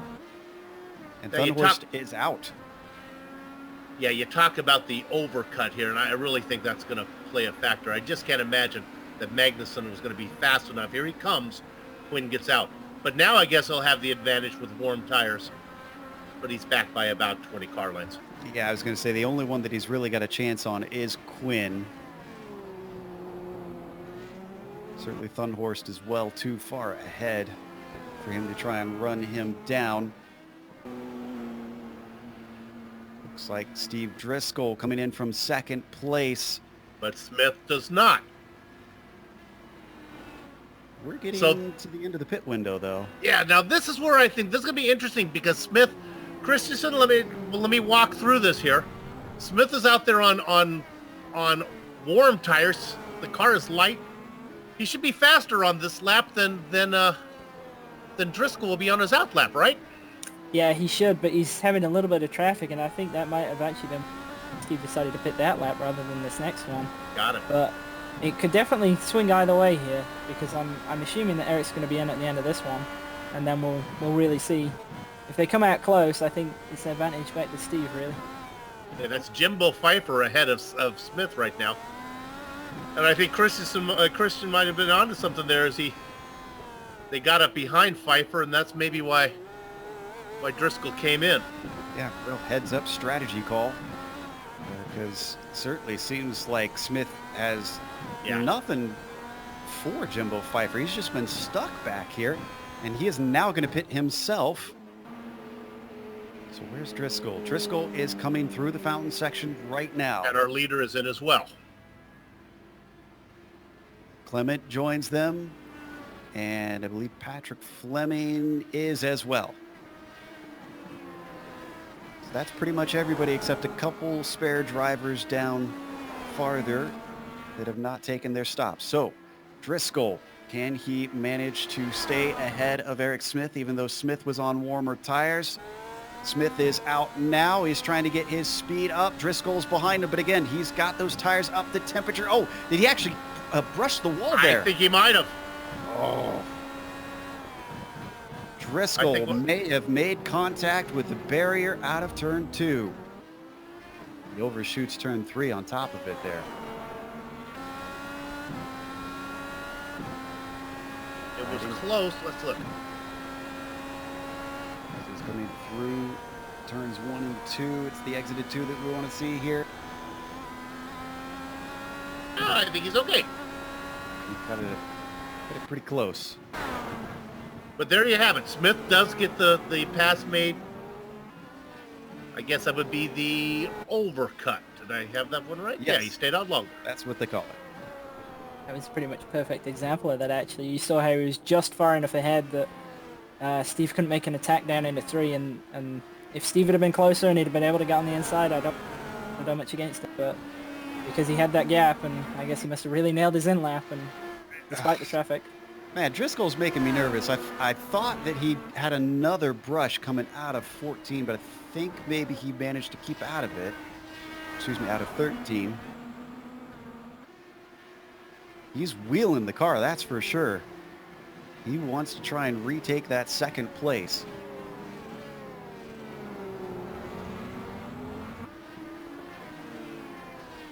So, pit stops are done. Let's see who's won and lost out of that. Out of our drivers who finished their strategy. On screen, not only the winners and losers, that is a lapped car that they're going by, that's Wayne Hutchison. But it seems definitely Callisto losing 5 positions. But a nice gain from Clark Archer, up 8 spots. Oh, Magnussen. Magnussen's falling down. Oh, he got into it. He got into the back of Ross Banfield. Well, to be fair, Banfield overshot the corner. Yeah. looks like on screen, I think, is Magnuson losing a spot here? That's Lance Nasir. That is for position, but Nasir might not know how much damage he has. They're going to go too wide into the fountain. There he gets by. He was just ahead of Callisto. And I'm not sure Banfield, I guess, is trying to get out of the way, but he forgot to brake in the process. He was offline, so all of his markers had probably shifted a little bit. Brake just 5 or 6 feet too late. Yeah, see, so he's pulling over to let him through, and then suddenly the car's there again. That's what caused the damage on poor Matthias Magnussen's car. Enough damage that he has to come to the pits. Oh.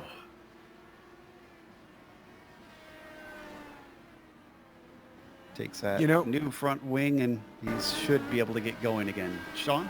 I'm glad I'm not going to get blamed with the curse on that, because we were looking at the positions lost again. He was having another race where he'd moved up through the field. It was up 7 spots, and, well, again, I'm not taking the blame for that. I was thinking about it, but tough break for Matthias, really. I agree. He's fun to watch. Yeah, he really is. Do psychic powers count if you think about it? Maybe you have an untapped talent there. Eric Smith is running away with his second place as Steve Driscoll falls off to about a second behind him now. But it doesn't look like Smith is faster than Worling. I'm actually curious how their pace compares. Worling is still our leader. Love to see a 5-lap comparison from the unorthodox car back to the V Apex car of Smith. Yep, look at that. That Smith is definitely still losing out. Pretty much every single lap is slower for Eric Smith. Just a couple ones that are faster, a half second faster, actually on lap 24. But Travis Worling otherwise pulling away.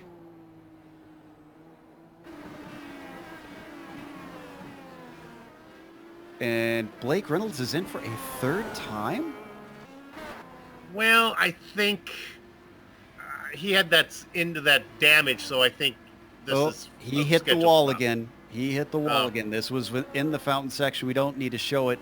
He simply outbraked himself, banged it off of the tires. Well, the 66 will probably be voting not to see this race return next season. Yeah, he's probably voting that we certainly don't show the replay, I'm sure. But, hey, okay, so real quickly, a good time for information here as this one's winding down. Where did Christian finish in race 2, gentlemen? Any guesses? I'm hot. I got the first one. He's very consistent driver. I'm going to say 3rd again. I like 3rd and 3rd. Joe? I'm going to say he came in 2nd. Okay, Christian, you want to fill us in? You're a lot more optimistic about that than I was, guys. I bagged a 5th in the 2nd race. I kind of didn't hook up my qualifying lap maybe as good as I should have done, and then That's still good points, though. Oh yeah, well that was the thing. I maybe had an opportunity to get 4th near the end, but it's a choice between 5th and a lot of points, or maybe 4th, or maybe in the wall. So such wisdom for such a young age. My gosh. And congratulations to Marco Mogren for winning that race number 2 in the Euro split, and really? Christopher Norton in the international split took race 2. Mogren's a name we haven't called in quite a while here on Marco GSRC. Mogren did a little MWT MX5 World Tour racing. Good for him. I believe I'm going to guess. It could be wrong. I think he's Norwegian. I get that one wrong, but we'll see. Meanwhile, Eric Smith must be listening to us because he's suddenly picked up the pace and has reeled in Travis Worling to within 2 seconds. He's only got 7 laps to go, though, and we've seen how difficult it is to pass. I think even if he gets up to the car ahead, I'm not sure he'll be able to do much with it. Well, but lack of attrition is really not the friend right now of Worling, as there's a lot more cars on the track. Ooh, battle between Liam Quinn and Lionel Callisto, and Liam Quinn's going to come out on top. That's Lance Nasir watching on as well. That's for a position. That was an attack from Callisto into turn 3 that was defended by Liam Quinn, but another run down the backstretch. And look at this. Here comes Lionel Callisto. No defense down to the inside. Can he get the car wound up in time? Lionel Callisto tries to, squirms on the power, but he's got the spot. Move the number 2 car into 7th. See, Lionel, how easy it is to race when you got 2 front wings? It works better, baby. He thought it was a cow catcher, you know, like on a train. So I didn't think it did much. Christian caught the pass for 10th. Archer made a mistake, didn't he, Christian? I didn't quite see it because I actually flicked back to the P7 okay, battle, yeah. but I saw it come up on my screen. I saw that Fleischle was catching him, and it got to within a half second. I was actually going to cut back to that after this one. Oh, yeah, I big think. wreck. Nasir for 9th. Come off turn 2 and just looped it into the wall. Oof. Bad And then luck he had- for Lance Nasir. And did a little bit of somersaulting down the way. Take your Dramamine, boys and girls. Yeah, the only good news for Lance is that he's just a hop and a skip over from his home country, Canada. So at least he can go and maybe guys, home I know easily. we're in a replay, but Fleischle just had trouble. Jeez, let's watch the replay here, and then we'll have to get to Fleischle. It's Yeah. It was right. It was immediately after. Banfield. Ross Banfield. Again. Oh, Banfield is having a rough Yeah. day of getting Then- out of the way of people. Been a bit more of a minefield, unfortunately. he's not going to have a lot of Christmas cards this year, guys. That No, tree that's is for sure. be a little empty. The mantle going to have nothing on it. And you could see how close Jason was. He had nowhere to go on that. That's that situation I talked about earlier in the first race. You know, when you're following like that, here, it's an ender, man. Oof. Let's go back to our leader, Travis Warling. He is stuck behind Matthias Magnussen right now. Speaking of following cars, the Kinetic driver isn't really racing anybody directly right now. He is trying to chase down Andrew Oakey, but he's not exactly moving out of the way for Warling very quickly. Now it looks like he's going to pull off to the side for him.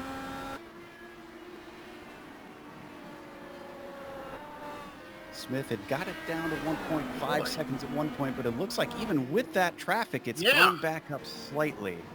I really thought I expected to see Smith go by Magnuson as well, but he was well back. And among this, our winner last race, Steve Driscoll, just set the fastest lap of the race behind them. 4 to Driscoll go. This is, let's see, was Warling on the podium last race? I'm trying to remember. Because if Driscoll manages to finish where he is, he's the only driver to podium in both races. I know Smith missed out. Hang on a second. I think I can tell you that. Look that up. That'd be good to know. Going to be 3 laps to go at the line for Travis Warling. It is back down to 1.5 seconds. Wonder if it's that second half of the circuit that Eric is just a little bit faster than Travis. Because that's what we saw last time. Get it down to this exact amount of time. Yet more traffic going to be in front of Warling. This time it is Andrew Oakey. Oh, and there's a ton of cars in front of him. What is going on here? It's a convention. One more to go, and he doesn't do it. Oh, boy. And that allows Eric Smith to try and sneak through. Jason Fleischle, who is a lap down, is trying to stay out of the way. It swings back in favor of Travis Warling somehow and all of that, but the race is on.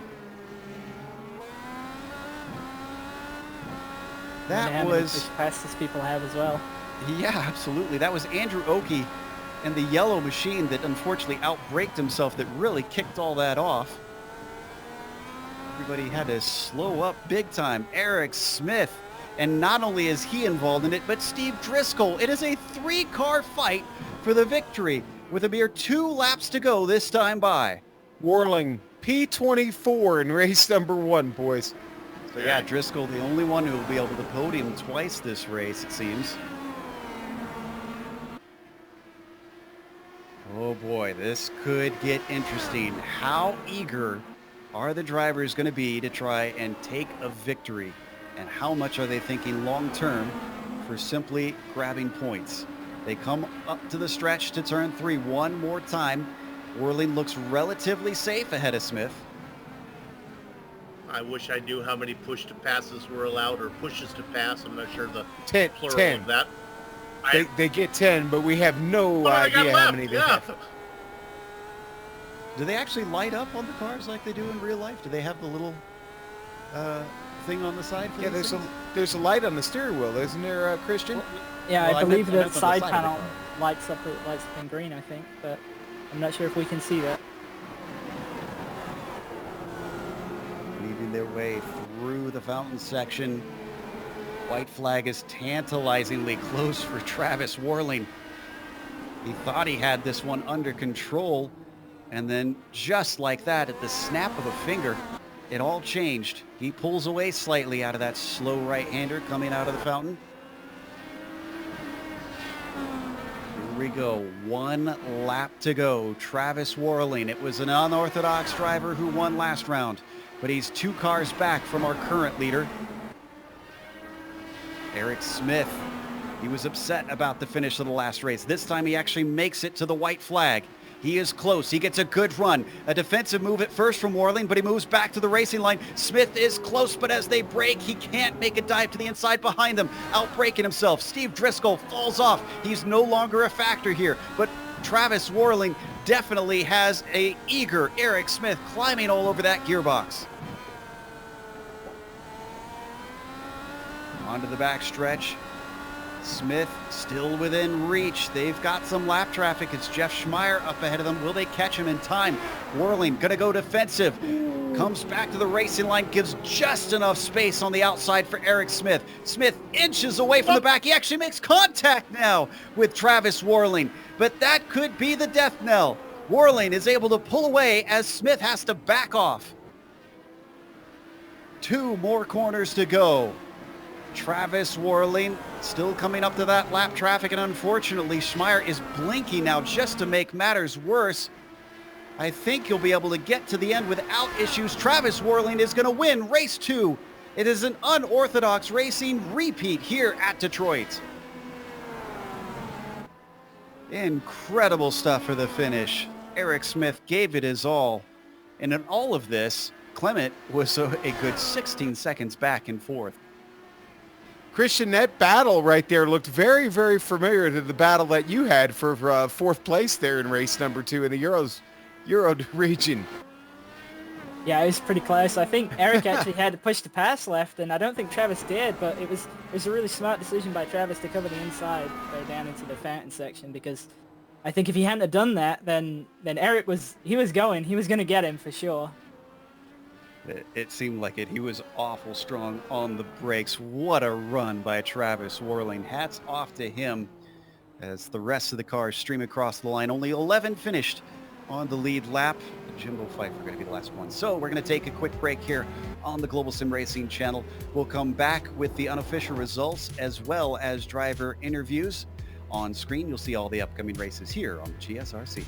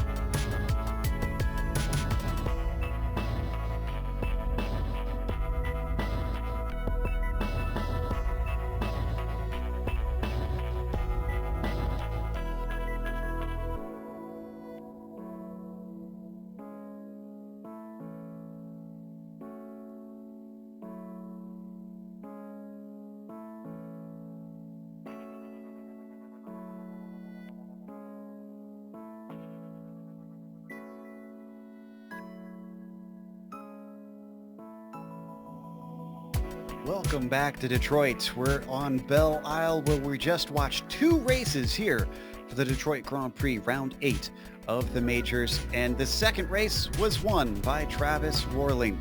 Eric Smith really gave him a run for his money. Attempted a couple passes on the last 2 laps and just couldn't quite get the job done. But I'm sure he'll still be happier, I should say, than he did was in his first race. Steve Driscoll finishes 3rd, our winner of the first race, and then Trevor Clement for Alliance finishes in 4th after starting it on the pole. Didn't have the race pace today.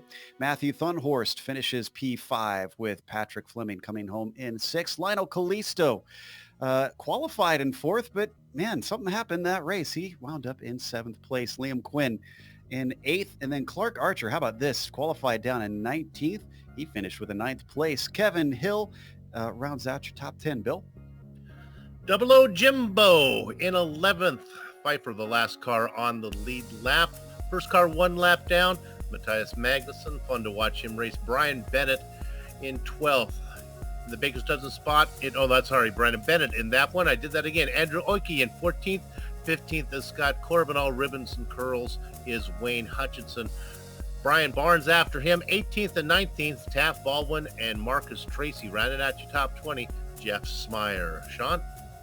All right, super. We'll move down the list a little bit. It's Jason Fleischle going to finish 21st. Wade Hayes with a 22nd place run. Brian McGreevy, tough day for him, 23rd. Blake Reynolds, boy, he just doesn't like this course. That's a P24 for him. Lance Nasir had a bad, fast IR18, but he winds up 25th, 26th. Got to go to Ross Banfield. I'll stop there. Richard Tam, 27th. Dick Mueller, 28th. Emile Carpentier. Canadian did not like this track either, and it did not like him. He finishes P29, and don't worry about the Mike Willett guy. He just runs everything around here, guys. Well, running the first race into the ground certainly was Steve Driscoll. Right. Who had a fantastic job just dominating the field. Steve, you managed to win the first one, 3rd here in the second. This is going to be a nice haul of points. Yeah, after the tough season we've had here at Unorthodox Motorsports, we just kind of buckled down after the mistake we made at the 24-hour Le Mans, the 2.4 at Le Mans, and just buckled down and made sure we were prepared for this one. We did notice that not only did you win here for Unorthodox in the first race, but your teammate Travis wins for Unorthodox here in the second race. I mean, what secret did you guys find? About a week and a half ago, we kind of tripped and fell on a setup quirk that really helped us out. And we just kind of, just did everything in different temperatures and just kind of saw what the strategy and how it would play out. So the car could be adjusted during the race. So if the track was tight or loose, we could adjust the sway bars to get us to where we needed to be for the race. Well, whatever the case, I'd say that you guys definitely need to clutch that close to your chest in case you ever have to race here again. I believe, is that actually your first ever win in the majors here? That's my first win in the Americas region. I did win the 2.4 Daytona last year, but that was in the Atlantic division. But yeah, I'll take this one for the kind of the big side of the series. I'm really excited and happy to take home our first and a third. Yeah, not many drivers get 1 win, let alone 2. So I think you ought to be proud. That was Steve Driscoll, winner of the first round and on the podium. Only driver to podium twice here in round 8. Up next, Sean is going to be talking to our winner in the second race, Travis Worling. Travis Worling, congratulations. A big day for Unorthodox Motorsports. How you feeling, buddy? Oh, thank you. That was fun. I'm really happy to get the win here, and then I'm so happy for Steve winning the first one and getting a podium in the second. Is huge for us. It really, really is huge for you. I'm not going to ask you about the setup because, well, basically your teammate just gave it all away. But seriously though, what was the biggest challenge of this race for you? I know the track temperature probably caught a lot of you off guard here when you got started. Yeah, the track temp, and then there's a huge crosswind, and the car just wouldn't turn. I made a huge front wing adjustment before the race, and it still wasn't enough. The thing just would not turn at all. So it was almost like racing in the rain in a sense, where you just kind of back everything down and just kind of try to survive. Yeah, try to survive. Really the key to both races here. Man, you finished 24th in that first race. You come back and win this one. What does that feel like, just recovering? I mean, you obviously walk away dejected from that first one. What was your mentality going into this one? Just recover and best finish possible? Did you ever imagine winning? Oh, yeah, no, after the first one, I was mad. I was extremely mad. And going into this, I don't know if it's the best mentality for going for the championship, but I was just like, I am winning this race no matter what. I wasn't happy with qualifying fifth for the second one either. So I was just like, I am going to win this. I don't know how, but I'm going to. So I need to get mad more often, I think. Well, folks, that now you know, don't poke the bear, okay? Because when the bear gets angry, well, he wins races. So, Travis, congratulations to you and Unorthodox today. I'm sure you guys would be fans of bringing Detroit and the IndyCar back at this point, wouldn't you? Yeah, I think that'd be a fun idea. I would enjoy that. All right. Well, listen, hey, again, go celebrate this one. You get a little time off until the next one, and